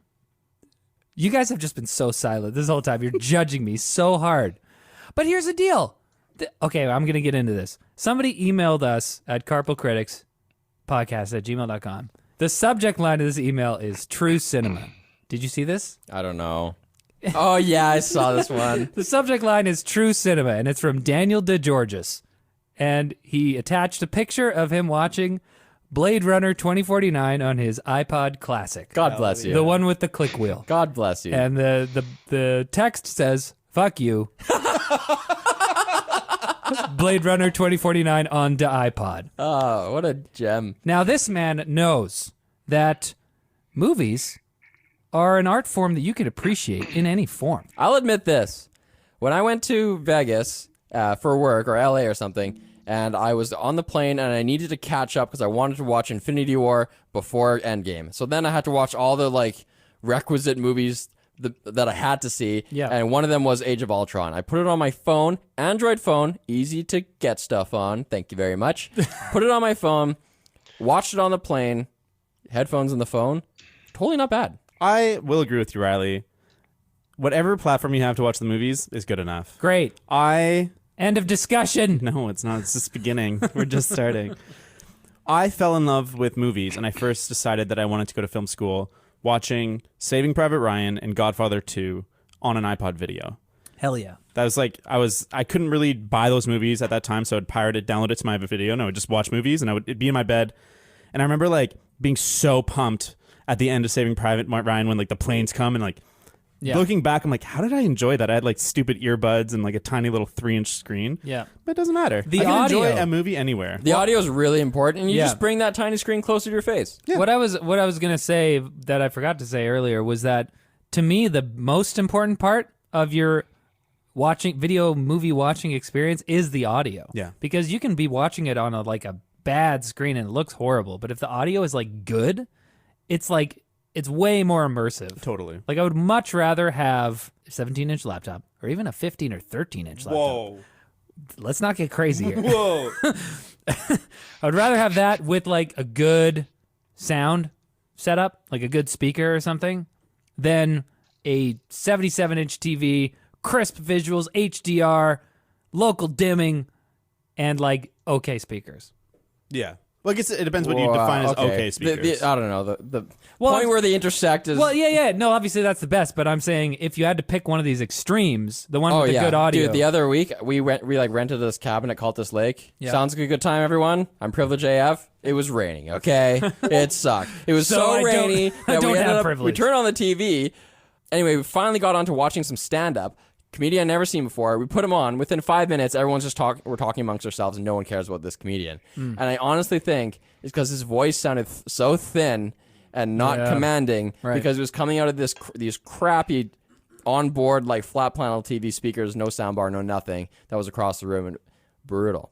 If somebody had watched Blade Runner 2049 on like this really bad setup, let's say like a 15-inch laptop with bad speakers, okay? Would you tell them, if they were like, wow, Blade Runner 2049, good movie, would you take their opinion seriously? Or if they watched it that way and said, wasn't that good? Look, you can enjoy the movie just by reading the screenplay. Uh-huh. That's only a part of the movie. So if I like the movie and you didn't, well, then that TV you watched on sucked. But if I like the movie and you did, it doesn't matter that it was an iPod. It was good enough. Okay, interesting. Neither of us described our setups yet, though, David. Okay. Well, what I use is Vizio Quantum X. That's the high end. That's the highest end Vizio. It's an LED, 65-inch. I have... And it's full array local dimming, right? Yes. I use like a mid-range Sony receiver that's 7.2, but I only have 5.1 set up. But I plan on getting Atmos fairly soon. Oh, you do? Yeah. Sick. You have to get a new receiver? Yeah. Cool. I have I don't have Atmos. I have a 65-inch OLED C6. I have a Marantz, one of their like N series, like slimmer profile receivers. Right now it's 5.0 setup. I only actually own 3.0 speakers, but I borrowed two surround speakers from work. They're Klipsch RP 600s or something. They're big enough to be like the front firing speakers in my room. Like they're huge, but I actually have like towers of Klipsch like reference Premiere series. What are they called? Like 800Ms or something. They're pretty badass. The sound in my living room is fucking sick. I love it. I don't have a dedicated sub, but those towers each have two 8-inch like diaphragms on them, so it's a lot for that room. And I'm happy to say that everything in my setup is not brand new. I bought none of it from the box. Nice. All of it's either on like Facebook Marketplace, Craigslist, or like an auction liquidation sites where I got the TV because it has a small scratch on it. It's a dope setup, and you don't need to be a consumer whore to get it. Sweet. Hell yeah. Also, I have an NVIDIA Shield with like fast enough internet to do 4K remixes. So, Suck it, Riley. You should come over one day. That sounds so cool, guys. When Riley comes over, what snack should he bring? Oh yeah, what snacks? I do you- just like fell asleep for a second while you guys talked through all of those. just glazed over. I don't have a sub, but actually, James Limo also asked, "What's your go-to movie, snack, food, drink?" Mine is definitely buttered popcorn with caramel M&Ms mixed in. It is the best. What in And the the next world? time you are allowed to go to a theater, get it. What are pack caramel M&Ms? M&Ms with caramel instead of like peanut butter. Have you ever had like That's the like peanut a butter? flavor. What color is the bag? Blue? That's the pretzel one. I'm not sure what color. It's a color. Get the caramel one, put it in. Make sure it's buttered. It is like the most delectable, delicious snack. It's like Chicago mix where it's David. savory and sweet. is it Ugh, is it so possible you've thought they were caramel the whole time, but they were actually pretzel? Not even a little bit. Not even a little bit. Man, I love these caramel. They're so crunchy. Riley, do you have a snack? Oh, whatever's available, man. Yeah, I don't really care either. I do some sour candies. Oh, you're a candy guy. Go to is like a watermelon slice type of thing or fuzzy peaches. That's all right. But I also love popcorn, I'd white ra- cheddar. Yeah, I'd way rather have Milk Duds or something. I like a chocolate kind of guy. See, I don't like the super heavy stuff. I feel like sour candy is a good in between chocolate and popcorn. So like sour, yeah, because chocolate's heavy; it sits in your stomach. Yeah. And popcorn is so light, you don't even realize that you ate a whole bag and a half already. I don't Sour know. candy's right in the middle. Sour candy's right in the middle, where it's just like it doesn't sit in your stomach like a lump, but it's it's got some substance. What about sharing? I don't like it. My wife, she eats popcorn one piece at a time. Oh yeah. And I do the technique where I put as much in my hand as possible, shove it into my face, and just wipe my hand around until it's all gone. Yeah. So That's a good one. we're incompatible. I just kind of hold the bag in the middle. We both go for it. Okay, moving on. Ken says, literally just in Ken. quotes, character development. ... Explain the scenes in your life that you feel defined you. I'm gonna have the lamest answer to this, so you guys go first. Me, it's two. It's the opening scene of a Goofy movie when Max is. It's scenes in your life. Yes. It's not actual Oh wait, movies. what? I thought it was movie scenes. No, you're saying the scenes in your life. No, that's not a scene. That's different. That's what I got. I'm answering it the way I want to answer it, and it's I mean- Goofy movie, Max singing about his personal plights, and that shaped my idea of manhood and what was cool. Oh wow. Sure Wait, did. which song is that? I used to really like that. They've been laughing since I can remember. Oh! But they're not gonna laugh anymore. No more goof for the week. No more anymore. Yeah. That was actually pretty sick, you guys. That was awesome. Okay, I'm going to answer this question the way Ken intended. And my answer is a montage, a training montage where I'm like 5 or 6. And at this time, my dad had custody of me, but he worked away. So I lived on like a acreage with in a trailer with my grandparents in Alberta in a random town. I was dang. homeschooled and shit. And my dad and me are both like really extroverty. Right. You know how I am. But my grandpa, who was actually, he was like not a blood grandpa, so he was just completely different from everybody else. His name He turned into a grandpa on a full moon. Blood grandpa. He was like really quiet, soft-spoken, patient guy. Yeah. And he was just trying to beat the impulsive idiot out of me. And so the training montage is him like teaching me how to shoot my pellet gun and chop wood. Oh, man. And not get frustrated and like This is awesome. and just take my time and do things slowly. Nice. Dude, you're So- taking me there. Shout out to Grandpa Reg. He wore flannel and old man hats, and my daughter Reggie is named after him. Oh, what? Pretty cool. That's pretty cool. See, I know wish what- you would have said that when you first told me your name was Reggie. What? What did you say You when just you like- first heard it? Really? Some people have said that. Well, no, I remember you telling me that. I'm like, oh, what'd you end up naming or whatever? And you're like, Reggie. I was like, Your name's Riley. Riley's a unisex name. We You don't have only to have one include this. sex. We don't have No, to we include have this. to This is a include real this. moment. But So- like now, I completely respect that. That's awesome. I That's should have so been like, cool. her name is Reginald. It's just Reggie. Reginald Featherwith III. There's a picture of him in my stairwell that perfectly encapsulates his personality, I think. It's him. He has just cut a cake for somebody's birthday. Yep. And he's holding up the knife that has cake on it. And he's very carefully as to not make a mistake or cut himself, wipe the cake off the knife so that he can taste it.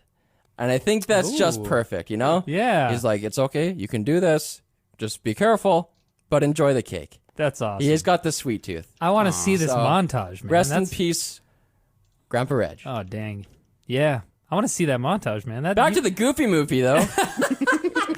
getting crazy. Okay, I was going to say movie scenes too, but I guess I'll say a real scene that only just popped into my head now. It's not even good though. When I was like 4 or 5, my parents kept me at the kitchen table for 5 hours. And this is true. I asked them about it. They're like, "Yep, it was like 5 hours." We sat at the kitchen table because I refused to eat a tomato. I was like, "I'm not going to eat it. I'm not going to try it. It looks disgusting. I don't want it." And they were like, "You have to try it. You're not leaving until you try it." And I cried and I screamed and I had a huge tantrum. But 5 hours we sat at the table, and then finally I tried the tomato, and they were like, "What do you think?" And I was like, "It's pretty good." I hated tomatoes when I was a kid. That was too much. This is actually a legit slow clap for your parents. That's badass. So funny. 5 hours. But the movie scenes I was going to pick were Return of the Jedi, when Luke Skywalker throws away his lightsaber and he says, "No, I won't turn to the dark side. Never. I'm a Jedi like my father before me." That's number 1. And number 2, Sam carrying Frodo up the mountain. Lord of the Rings. Do the impression again. "I might not be able to carry you, Mr. Frodo, Yeah, but but I can carry you." Give me another Lord of the Rings impersonation. Gandalf, do Gandalf. Do the erotic Gandalf. There will come a time when you'll have to carry Frodo up the mountain. Ah! what does he say when he wants to give him the ring? Don't tempt me, Frodo. No. Ah! Not a condor of cheap tricks. I'm trying to help you. Exactly. Well, if we're going to be in this kind of mushy mode, let's go to Simon Better's question. When you cry while watching a movie, is it because something sad happened or because something was touching in a good way, like when something good happens to a troubled character? And as a corollary to that, Angel writes in, what movie made you really cry from the heart when you first saw it? And would it still make you cry if you rewatched it now? What pulls on your heartstrings in a movie, Riley? Have you cried in a movie ever? Oh yeah, I'm a weeper. I cried. I mean, not cried, but like I teared up a little bit at the end of Onward, and that movie isn't even that touching.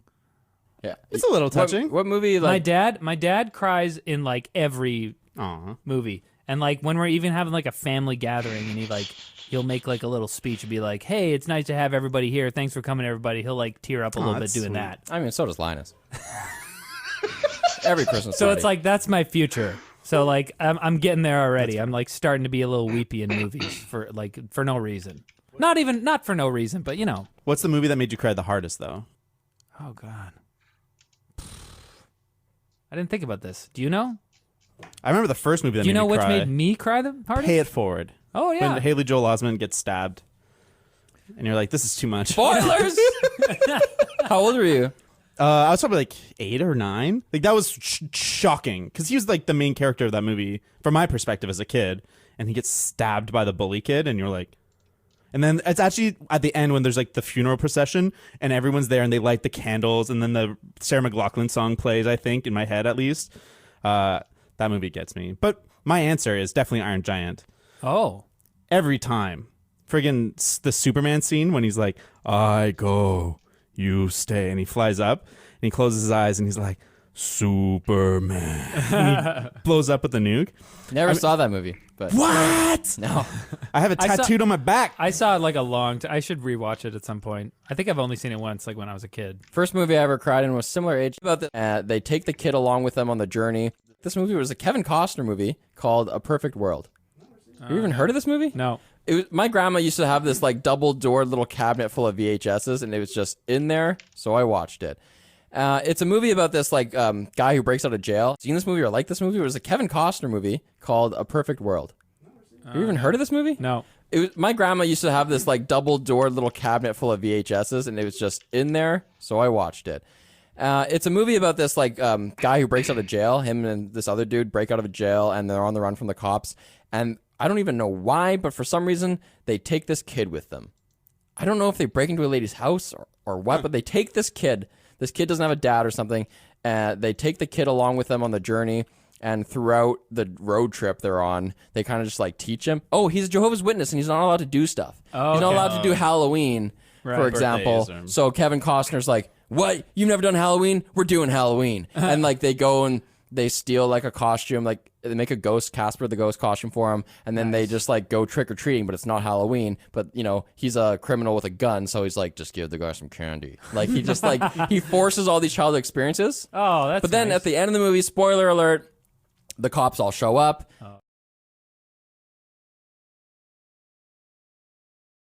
Oh. It was dust. Bad things happen. Or you did in that. I know. Bittersweetness. Emotion behind that song that makes you cry. The emotion that makes me cry in all movies is like melancholy, bittersweetness. Moana doesn't really have bittersweetness. It does a little bit. It's when something is being set right, or there is some sort of familial or friendship, brotherhood connection that is being forged or reforged or reconnected. There's a reconciliation aspect. So have you guys seen Moana? Of course. No. It's based on Polynesian mythology and stuff. So like the goddess that created their whole deal is like benevolent and nice, but then the heart of Te Fiti, her name is Te Fiti, the heart is stolen away, and then the whole movie is the quest to return the heart of Te Fiti to this island, which is supposed to heal the sickness that is afflicting the whole region. And so they bring the heart of Te Fiti back, but there's a big fire monster in the way, and they are trying to fight the fire monster, and it turns out that no, spoiler alert for Moana. The fire monster is Te Fiti, and so they realize that, and then they have to bring the heart of Te Fiti and put it into the fire monster's heart, and the fire monster kind of like lets down its guard for a second, and then they have that moment, and then the fire monster turns back into Te Fiti. And that's like, I'm like, oh my gosh. It's like there's so many metaphors there. It's like people like learning from their mistakes, and like you haven't been acting like yourself because you forgot yourself. You gotta and take like, care of the planet. Oh yeah. That is a stuff, really good moment. That stuff makes me cry. For me, There's never sadness. Any bad thing or sad thing that's happening in a movie, never cried once. It's always about good things. For me, there's two things. I watched Kramer versus Kramer the other night, and it's the same kind of deal. There's like divorced parents, and there's this little boy caught in the mix. I think something to do with children, particularly little boys, and their parents, and divorces and stuff seems to get, because I was like getting emotional with Kramer versus Kramer. Just not fair, you know? And then this is weird and involuntary, but hyper success, especially when mixed with nationalism, can make me just randomly and very suddenly have tears. Like during the Olympics, if I watch somebody win a gold in the Olympics, I like get welled up like like I could cry. Really? I don't. It doesn't happen, but yeah. like I have to be like, whew. It's like it gets you emotionally. It's really weird. That's so funny. I don't care at all about that. I don't know what it is. I think it must go down to my own inadequacies. You know what I mean? It must go down to your own like. Oh, yeah, I all this could have stuff. done that if I had achieved something in my life. Yeah. It must be something like that. I think that my thing comes from, I've always had like anxieties about my family staying healthy and together. I don't know. I would have like, I would freak out when we would go on skiing trips because we're on a mountain, and I would hear all these stories about people getting lost in the mountain in the wilderness, and then they'd have to go find them with choppers, and they wouldn't find them sometimes. They'd be frozen stiff, and I'd be like, everyone stay when we're going down on the runs. I'm like, don't go too far ahead. I would be the guy in the family who's like, please, everyone stay together. I don't know. Yeah, that wouldn't make me cry. But if one of them won a gold, I think for me, how I would describe it is it's heroic sacrifice is what gets me. Like in Inside Out, when Bing Bong sacrifices his own escape to help Joy get out, makes me cry every time. Or like Groot in Guardians of the Galaxy, when he sacrifices his life to create a bubble for them to be protected. He gives that like, why are you doing this? We are Groot.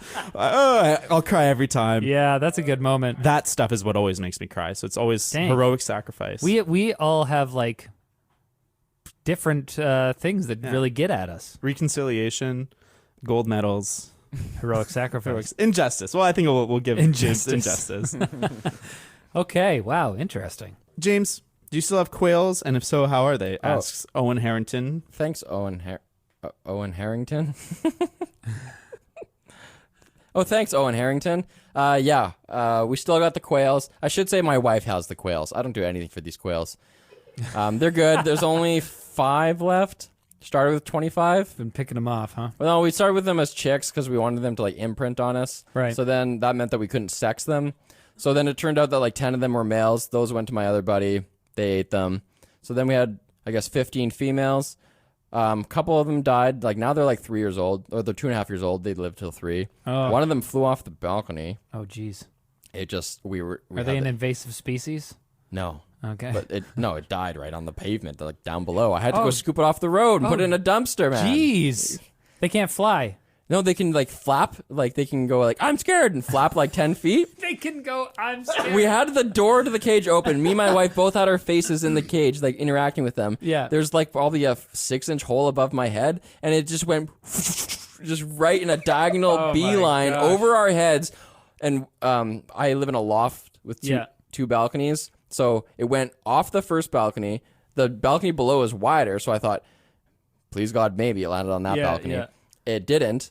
It overshot that one as well. So I run down to the lower balcony. I look over. I don't see it at first. I'm looking around. Then I look at middle of the road. I'm pretty sure that's it. I go down there with a garbage bag. I look around. I'm like, there's got to be someone in town here. Because I live on a busy street. There's like restaurants and stuff there. Yeah. I'm like, there's got to be someone just enjoying a coffee who just saw this like fowl fall from the sky and just like... And then this guy walks out in like flip-flops, looks around and bags it up.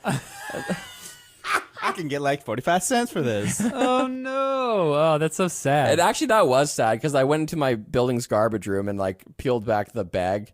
You know when you pick up dog poo? Yeah. Like you use your hand in a bag like that? I kind of had done that. And then I went to the garbage room and peeled it back to like look at the quail's little face. And he was still warm in my hand. I was, aww. Oh, I could have eaten you. Yeah, and then I just like, kind of spun the bag and then let it rip into See ya. hits the dumpster wall. Bing! Swish. Backboard in.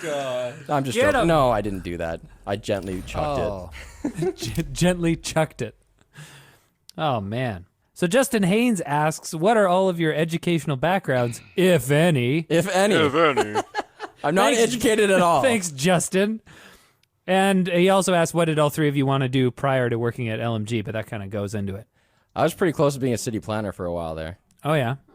Yeah. You took city planning. I had I got a degree in geography. Geography. Then I applied to a couple, actually just 2 master's programs for city planning. Oh, wow. And the one was UBC, and they only accept like 8 people. No. City planners are an elite.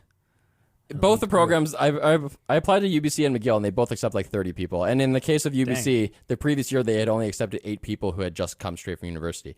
Anyway, so I was like hedging my bets. So I also applied to BCIT, which is a technical school in our province. I ended up going there for GIS, which is not city planning, because I thought if I'm gonna fail and not get into the program I want, I don't want to be in a lesser program. I'd rather just be in a different program. So. City planning. I'm actually so glad I'm not a city planner. Oh, really? Yeah. Because I'm like thinking about you, and you're like very analytical. You like, laying things out and organizing things. I'm like, I love mixed use communities. I do. what is that? I don't even know what that means. Oh, well, you know how in Canada, because we have Fordism, we have cars and lots of space, we have like big tracts of land that are houses, and you get in your car and you drive to anything you need. Yeah. Because there's like clusters, there's nodes of commercial and then a bunch of residential and suburbs. As opposed to like living in a building where the bottom 2 floors are like shops, and then above that is residential. So then you just walk. You have a walkable neighborhood, and you Like don't in need to the- even own a car. like in the dystopian novel High Rise. Or the building I live in. Sure. Okay. Yeah. What about you, Riley? I have a psychology degree from SFU. The big FU. That's right. And I could have had a I have everything you need for a biology minor. I was originally going to do a biology major until I realized that you also have to take chemistry and physics and math. And I was like, I'm out. I just watch movies. Yeah, I was like, oh, turns out I'm not a scientist. I mean, like, I thought biology was really cool. Anyways, I went for a minor instead, but then I didn't actually get the certification for the bio minor because my GPA was too low. Aw. I spent 7 years at SFU 7 years? taking my sweet time. Being 24, living at home. Yeah, I mean, I was living at home. I was working as a lifeguard in the meantime, so like I was fine. I was Important chilling. work. I was in no rush to leave university. I was like, this is fine. Had my future wife already. Yeah, well, I met her when I was at. She had a SFU. 27-inch iMac. We're good. We're good. I mean, the thing that I was kind of looking at is going into clinical practice. After I finished my psychology degree, I was maybe going to. That was one of the options I was looking at. Being like a clinical psychologist. People want to know more about your voice acting career. Yes. But it turns out that I'm not smart enough to do any of that stuff. So Voice acting or Voice clinical acting. psychology. my dad is a professional voice actor. It's been like his main job for my entire childhood. And well, since I was a certain age, I don't know. His career kicked off at a certain point. So he really helped me. It was like a foot in the door for me to get into the industry. I kind of got on with his agency. So I've had a few gigs. I've been auditioning for things since like 2010, 11. So it takes a long time. I've gotten 2 or 3 like big cartoons and then like a few animes and like radio commercials and stuff. But it's like very much in the back burner. I'm lucky enough to work at LMG where Linus is like super chill when I'm like, hey, I'm going to be like a little bit late for this. I'm going to make it up on this other day, but I have to go in to do an audition or something. And he's like totally cool. What's it like growing up in a house where there's 4 boys and then a voice actor dad? Because I imagine when I have a bunch of kids, I'm just, Yeah. all right, everyone at the dinner table tonight, Scottish accent night. No, for sure. Well, it wouldn't be that organized. It would just be like he would just like yell something in an accent and then we'd all like repeat it. And then you'd have 4 boys screaming in a Scottish accent for no reason. And it's also more Your poor mother. I don't know if I do it as much anymore, but certainly growing up I would like lapse into a certain accent in order to say something particular. If I'm like wincing at something, it's like, ooh, I don't know about that. And you'd like do a voice in the midst of regular conversation. That's more like what it was like. It wasn't like organized, but yeah. Anyways, we all know David's a film expert. Yeah. I went to film school for 2 years. I have a diploma. I was planning on doing the 4-year degree, and then I had a spiritual awakening in the middle of school, dropped out and pursued spiritual things. Oh, heck yeah, Worked for a dude. church, kind of went back to music. But what I want to do, and I still want to do, is make movies. I want to transition that, make a video game at some point. Oh man, What? Yeah. How do you... you can start Hold with. on. Shouldn't you pick one? No, I don't think so. I think I dream of making a movie and maybe a couple movies, but then being brought in to be kind of a creative consultant or a creative idea person for a video game. Like Guillermo del Toro was brought in like 7 different times for different games that never ended up coming out. But something like that where you're like, okay, I'm Guillermo del Toro. I want to come in. I have ideas. I don't necessarily know how to do all the programming or the design, but I have these ideas that I want to work with you on and make that happen. I wonder what it would be like if someone designed a universe that was meant to be completely integrated across different media. So like we thought of this idea and there's a movie aspect and a video game aspect. And the fact that one's not an afterthought of the other, one's not based on the other, they're both the idea from the beginning. If that would change the experience of the movie or the video game. There have been things like that. Defiance was a TV show. It was like a sci-fi TV show, and it was designed from the ground up to be launched with this video game, also called Defiance. And they both take place in the same universe. There's characters across them, but I feel like every time that happens, it just doesn't work out. Defiance never really. It's just like too ambitious. Yeah. Well, and it's hard too because like TV shows, movies, and video games all have different gestation periods. Where like once they're lit, a movie is like 18 months, 2 years. A video game is like 3 to 4 years. Like I'm not sure how long a TV show is, and so like to time it right would be so hard unless you have like it really planned out where you're like, okay, we'll do the movie first and then that'll get us the funding so we can do like the next 2 parallel things. It's possible, but it seems really hard. Yeah. And I think inevitably resources get split.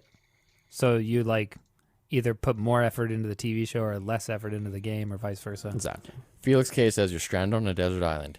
You get all the movies that an actor of your choice has worked on. Who would you pick?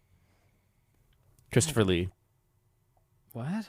Okay, so All you the get some Christopher Lee? Star Wars, you get and some you get Lord of the Rings. Oh, that's actually a pretty That's a really good answer. hacks pick. Dang, dude. I don't have an answer for Yeah, this. neither do I. Let's have move on. No idea. I'm going to read this out just because I like the guy's name. Tug Hutchins. It actually says Tug Hutchins from Spokane, Washington. Like there's other Hutchins around here. Hey, Doug Hutchins. That's not how they speak in Washington. but- Tug Hutchins. Doug Hutchins from Spokane. That's not how they speak He in says, Washington. I'm keeping sorry. the car in carpool, what would be your guys' dream cars? I'm sorry to say, bro, none of us care about cars. Wait, David cares about cars a little bit. My favorite car is the Aston Martin V8 Vantage, the 1979 one, which That's was dumb, though. featured in James Bond. Exactly. And will be featured in the next James Okay, Bond. you don't care about cars. You care about I care James about Bond. Aston Martins because they're in James Bond. Angel writes in, she asks, who's your biggest movie character crush? Male and female. Like a typical female crush and a male character that you'd like to be. Well, Angel, we're going to flip that. We're going to subvert your expectations. Yeah, we're going to... Because it's funnier if it's who's a male that you'd like to be with and a female character that you'd like to be. I don't know, man. I'm going to go with Patrick Bateman, American Psycho. No! Just for the sex. What? Just for the... Ew. I hate you so Gonna much. chop your head off in the middle of it. Well, whatever, Middle of man. the night. I'm a nihilist. I don't know. You can't think of a female character you want to be? How dare you? It's so easy for me. Buffy the Vampire Slayer. That's who I want to be. Yeah. It's also who I want to be with, but also who I God, want when to I be. was a kid, I had the hugest kid boner for her. I didn't even understand what a boner was, and I loved her. First one. Yep. David, you have to say the other end of the equation. You Yeah. can't Who I get want to off be the with? hook. Oh, it's so easy. No, it's Captain America. Oh, okay. Easy. That's like the ultimate. But for he's like, American. But he's not the, So wait, the bad is this, parts of America. Is this a crush like? Because I'm thinking way too hard about this. Is this like a crush where you want to like settle down with them, or is it like, oh, you just want to have a hookup? What or is it? something? Fuck, marry, kill? Let's just do all three. No, I can't do. I'm trying to think of one. I can't- Marry Captain America. Fuck Patrick Bateman. And then kill. Who do you kill, Riley? Chris Tucker in The Fifth Element. Oh my! Come in! Come in! Oh my goodness! Oh, I thought I had a good one. Hermione? How I look up to Hermione? How You want about to be that? Hermione? Sure. She's smart. She punches she's Malfoy. she's the true hero of that freaking franchise. She saves the day every time. Harry Potter saves the day, but it's just because he's lucky. you a- Hermione succeeds because she's smart and she Are actually you prepares. a Ravenclaw, Riley? I know who your She's a male crush Gryffindor, is. dude. Are you a Ravenclaw? You think intelligence is what saves the day in the Harry Potter universe? Not Well, holding your values and I don't think that's what you're. Man, this is a loaded question. So mad at you. Dude, I know who you want to be with. You want to marry Samwise Gamgee. Oh, that's a good one. That's not bad, actually. Think of the taters he'd make you. Ooh, I do love taters. A brace of conies. There's only one way to cook a brace of conies. That's what he says, right?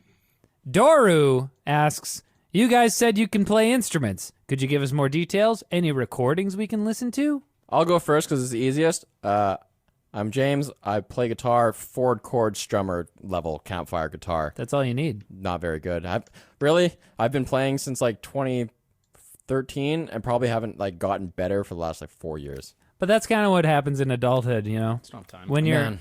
you're young, you learn so quickly. If I had picked up when I was like 14 and just Yeah. did 6 hours a day or something like that, no responsibilities, so good. You'd be playing with John Mayer Trio right now.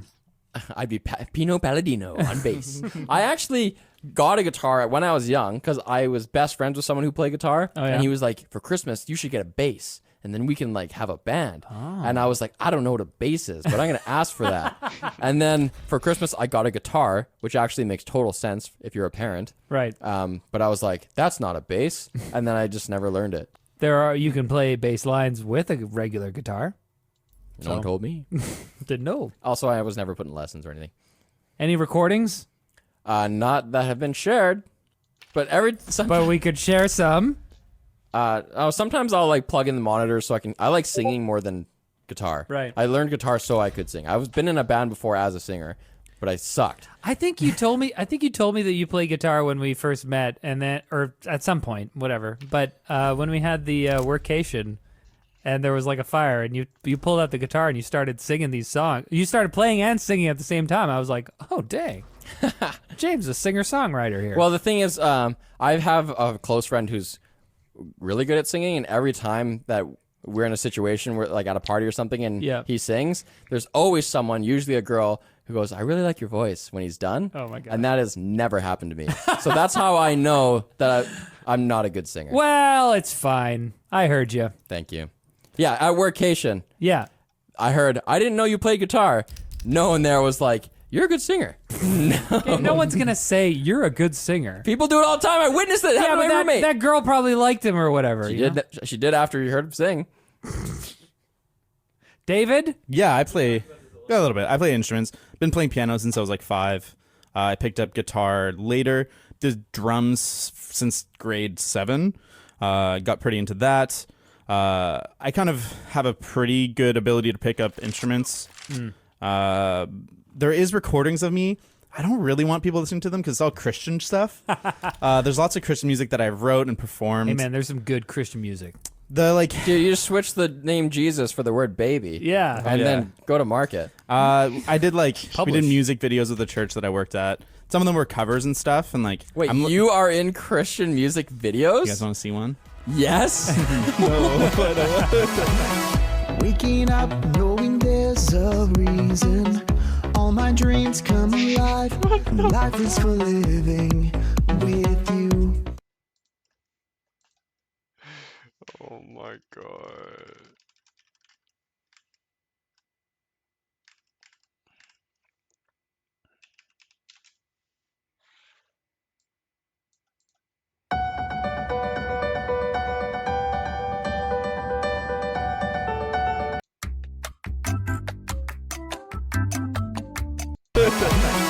Waking up knowing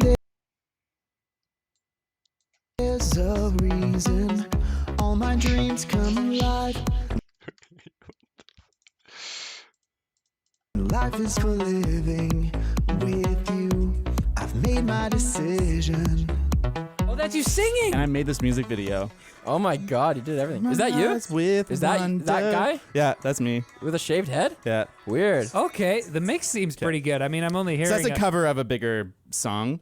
Nice. But Dang, it's dude. embarrassing. There's like That's recordings of poppy. me playing piano solos or like paired up with like some professional other musicians at the Queenie. If you really want to find it, I don't remember what year it is, but it'd be Coastal Church Christmas celebration or something. So yeah, David 2015. stands. Hunt that stuff down. Yeah, top that, Riley. Oh, I can't top that. But I took piano lessons also from when I don't know how old I was, but my grandma was like a very, very strict German piano teacher. So every time she came over, she would like make sure that we had practiced or whatever, and we never did. So we always disappointed her. Sorry, Oma. But yeah, I took piano lessons up until like grade 8. You said you did grade 10, right? So I should clarify. I went up to grade 10. I never did the grade 10 exam. Oh. So I finished grade 9 Okay. and with the theory and the history. So you have grade 10 as much as I have a bio minor. Exactly. Yeah. We're fakers together. Yeah. Piano lessons, I played clarinet and then baritone saxophone in high school. And you have a brother named Barrett. I do. So The instrument that sounds like so him. never thought about that. Baritone sax. I played drums and stuff. I also played on like the worship team at my church. Hell yeah. Like You went to my- church? Oh heck yeah! Yeah. Have you my, met him? my entire childhood. Heck yeah. Yeah. HE double hockey stick. My family would go up and play all together. So like my dad was playing guitar. I never learned guitar, which was sad, but I played piano and drums, and occasionally we put up a tin whistle. Have you seen those little Irish whistles? Oh my god. Yeah, man. This is so cute. Yeah, dude. Oh, That was honestly but it was a great opportunity to like learn music and play it every week and like kind of pop, because like a lot of those like Christian songs, like they are very like four chordy. And, Which is pop from 4 years ago. yeah. happening. yeah. So that was my whole deal. Yeah, played drums and piano and saxophone. That's my whole deal. Oh, and I was in a band. Sorry, that's where we were leading. I completely forgot. I was in a band called Gideon's Hill. Do you have any music for us? I definitely do. Do you have any music for us? I definitely do.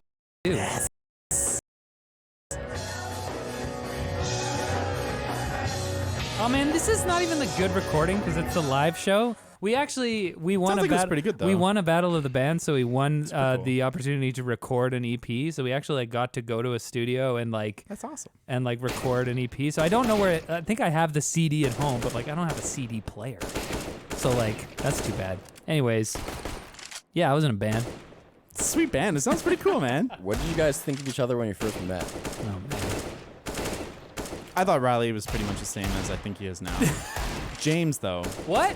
So me and James worked at a gym before we worked here together. That's how we first met. Isn't that weird? Yeah. We worked somewhere else together. Yeah, but I thought that was That's how we knew each other. Yeah. He was more friends with my girlfriends at that point because I thought he was the biggest kiss ass I've ever met in my entire life. So we're working in this fucking basement gym. The owner is like a big weirdo loser that I don't like for many reasons. But one of the first times I had a conversation with James, he was like having this deep plan on how to make the gym successful, and you were like, yeah, but also, okay. First of all, we disagree on who worked there first. I worked there first. I was pretty damn sure I worked there first, I worked there dude. first. Whatever. Anyway, guys, I worked there before both of you. and then that was the kind of job where only one person worked at a time, and so the next person would come in and you kind of just hand off to them. Right. And so his girlfriend would come in. So it's like a chicken or the egg situation. What I'm getting at is at the beginning of every month, people's payments would bounce because they changed credit cards or something like that. So you have this list of people whose memberships didn't automatically renew. Oh, okay. And you're supposed to call all those people and leave a message hey, did you get a new credit card, or what happened, and then just follow up on it. Where's my money? So I would actually do that. And then his girlfriend would come in for the afternoon shift, and one time I was like, hey, I made it through, I made a spreadsheet of the people who were outstanding, and I got halfway through it, and so here's the remainder if you can just do those. That's it. And she was like, yeah, I'm not doing that. And I was like, okay. Oh, why not? Because for a lot of people who work there, it's just man, I work here so that I can do X while I get paid. Right. You know, I'm a personal trainer, and I train my clients here, and then I also pick up shifts at the front desk. Or I'm a programmer, or I'm a writer, and I'm writing my book here. You know, while it's also kind of a confrontational thing to do. You know, I can understand somebody not wanting to call up people and be like, hey, your payment expired. Yeah, I never did it. And it's no one ever did. No one ever did shit. No. Nobody ever did shit. It wasn't good enough pay. It was a garbage job. And it was it's exactly what you said. I did it so that I could have paid hours doing other work. And I would just do photo editing work or anything else. That was kind of like lifeguarding at the outdoor pools. What was his question? So David thought I was a keener. David thought I was a keener because I was the only one there who did his job. I wasn't the only one. I wasn't the only one. James. Recommend them that. James, you know what you sound like right now? A keener. But it was for my own self-interest. One time, a guy screwed me. I was supposed to be off. You can be a keener in your own self-interest. I was supposed to be off at noon. This guy's 12:20. I'm like, dude, where are you? He's like, I didn't know I was supposed to work today. I thought so-and-so was supposed to work today. And that's because the schedule was just a piece of paper on the wall. I made it into a Google Sheet and shared it to everybody. I'm like, look, now you can see it on your phone. Yeah, that was a good change. Don't screw me over anymore. Nerd. One time David was working out. I think this is before you worked there. He was working out. He was pretty strong back then. He was using the squat. Back then. I would have killed a bear for sure. David was jacked before, man. Handstand push-ups and stuff. Yeah. And he was doing squats, and I went up to him and I was like, hey man, can I work in with you? Because the squat racks were all full. And he was like, no. He was like, sorry. Well, it made sense. You're doing 30-second rests or something. You're doing some kind of pyramid. And I was like, gosh. fair. But I didn't expect that. Usually people say yes. Okay, I guess I'll go. We did get along pretty quickly, I feel like. We started talking about philosophy and stuff. It's because you didn't have a car, so I drove you. That's right. I drove you to work right off the bat. The carpool, yeah. It was you and me first. First carpool. And then Lloyd. And then David. Wow. David, I will say, when I first met you, seemed like a super nice guy, and it was fine until we started talking about The Last Jedi. I remember that car ride where I was like, are they mad? That was pretty early on, right? Yeah, that was like probably- we had known each other for like maybe a month or two. And so that was like one of the early like defining things, I feel like. At that point I was like, oh man, this guy, he's got his head screwed on wrong. We had to make a rule in the carpool. There was no Last Jedi talk for a while. But you know, we got over it. Yeah. We kind of found that middle ground of Totally. like, hey, okay, I'll admit that Last Jedi was a good movie outside of Star Wars, and you admitted that it's a bad Star Wars it's movie. a bad Star Wars movie. And then Yeah, there was a point where I would just yell, "No Star Wars," and I would just turn up the music. and I was like, come on. No. Yeah. And finally, Jonathan Keevers asks, "Who do you think usually wins the debates? Wins Okay. the show?" I don't like to think of the show in terms of winning. I win. James wins every show. Just sits there impassively. That's why I'm at the head of the table. That's right. It's also the butt at the table. I think the audience is at the head of the table. You're at the other end. I feel like I do a pretty good job because this is my objective every time is to like take differing opinions and find the middle ground. You know, like in the fountain, that we were at each other's throats. I never thought we would podcast again. At the end, I was kind of like, okay, I can see why you don't like it, and you were like, I can see why you enjoy it, and that, you know, that's the end goal. I feel like I'm not looking to be right first and foremost. I'm just trying to I think we find the middle ground. We trade. We're like we all make good points, and I think we're good at admitting when the other person has made a salient point and admitting. I don't know. defeat. You're pretty headstrong. I'm thinking. No? I'm trying. Admitting. I don't defeat. know. You're pretty headstrong. Admitting when the other person has made a salient point and admitting. I don't defeat. know. You're pretty headstrong. I'm thinking. No? I'm trying. Admitting. I don't defeat. know. You're pretty headstrong. I'm thinking. No? I'm trying. I'm thinking back to like the carpool when we actually had way more debates. Right. Because the car was a bit of a safe space, so we went a little crazier. That's true. Than we do on air here. You And don't I want to feel hear like- us just arguing. I think Riley is pretty good at bringing forward points that I haven't considered and articulating them and making me go, And David, I either just agree with or don't. And I think he's more like, I don't know if David's getting his mind changed either. I had my mind changed. Yeah. You're projecting yourself onto me. See, look at you. We're about to have a debate right now. Change your mind and say that you don't get your mind changed. No, I say I do get my mind changed. Yeah, I know. Which is Oh, the I opposite don't of- get my mind changed. That's a paradox. Dang it. You're right. A paradox is a. Do you know who wins when we debate? It's the audience. That's right. Or no one. One of those. All right, so thank you so much, everybody who wrote into us, and we apologize so sincerely for the numerous writers who we didn't get to. Oh yeah. Well, we couldn't get to all of them. There's a lot of questions, so We had thanks, so thanks many. everybody. And we didn't delete your stuff. We still have it in our document. If this episode performs well, then maybe we'll do another one, or maybe we'll integrate one or two of these into every show. We don't know yet, but we have your questions. You're not forgotten, and you are appreciated. We love you. Why did I say it like that? We love you. I'm like doing like a Care Bear. Oh, and by the way, everyone, our next episode may have a guest who doesn't work here.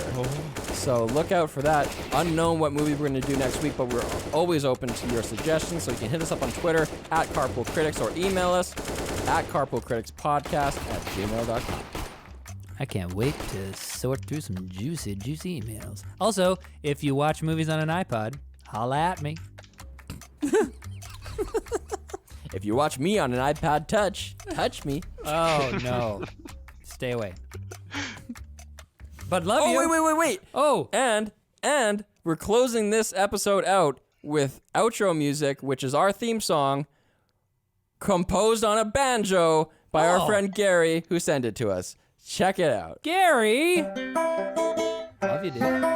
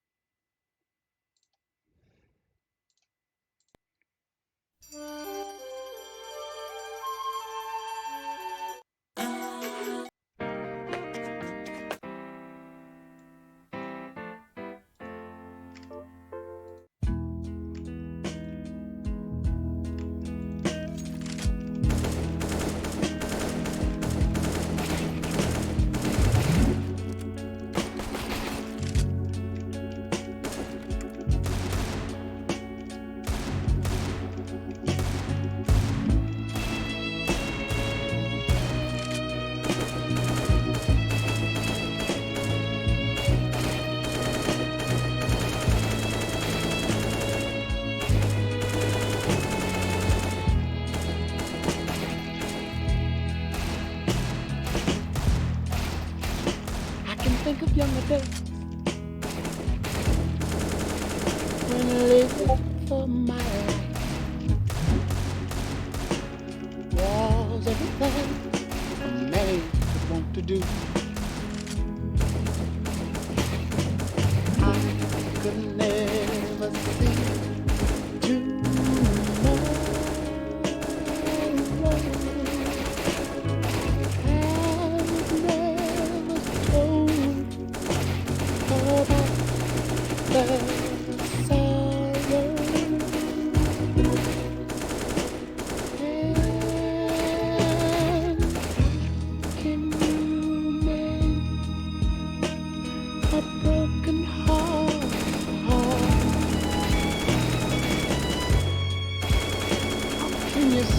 Rain fall down.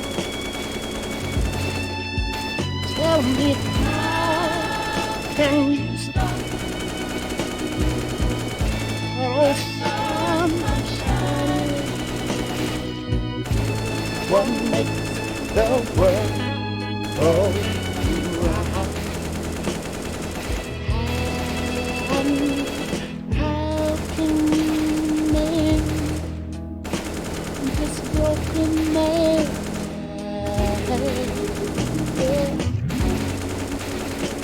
How can a loser ever win? Somebody help me, my broken heart,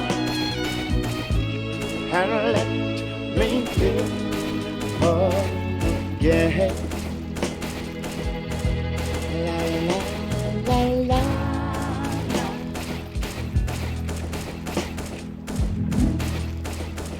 I can still feel the breeze that ruffles through the trees, and misty memories of days gone by. But we could never see tomorrow. Would you believe that no one ever told us about the sorrow? So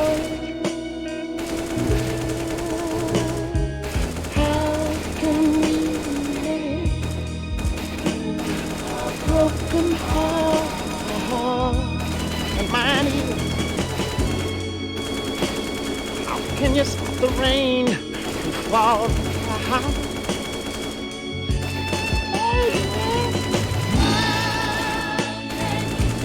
Stop us, that old sun from shining. What makes the world go round? And sometimes I have to say, la la la la, yeah.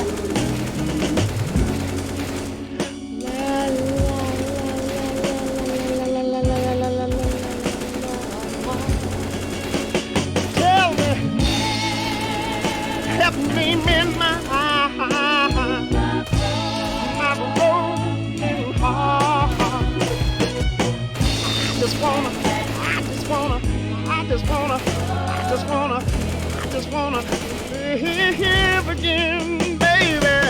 How can you mend this broken man? Yeah. Somebody tell me, how can a loser ever win? Baby, what's that? Baby, help me mend my this old broken heart. I believe I feel like I feel like I wanna live again. How can you mend this broken heart? Somebody please tell me, how can you stop the rain from falling down. Although my clothes are wet, tell me, how can you mend my, please help me mend my broken heart. I think I believe I got a feeling that I want to live and live. La la la la la la.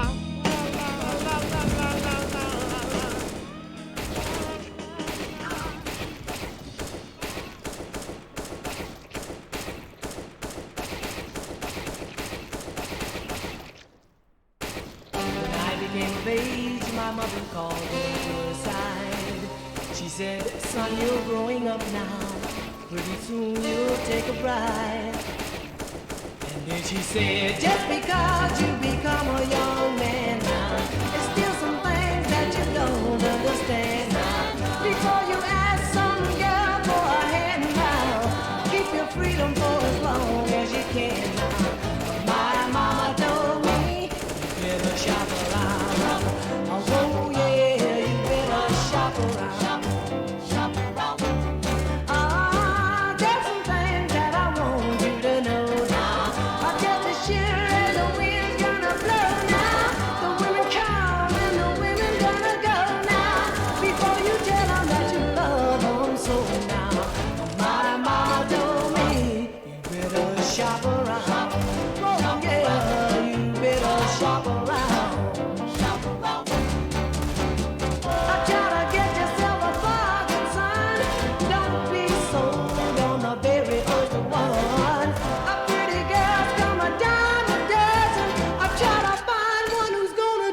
True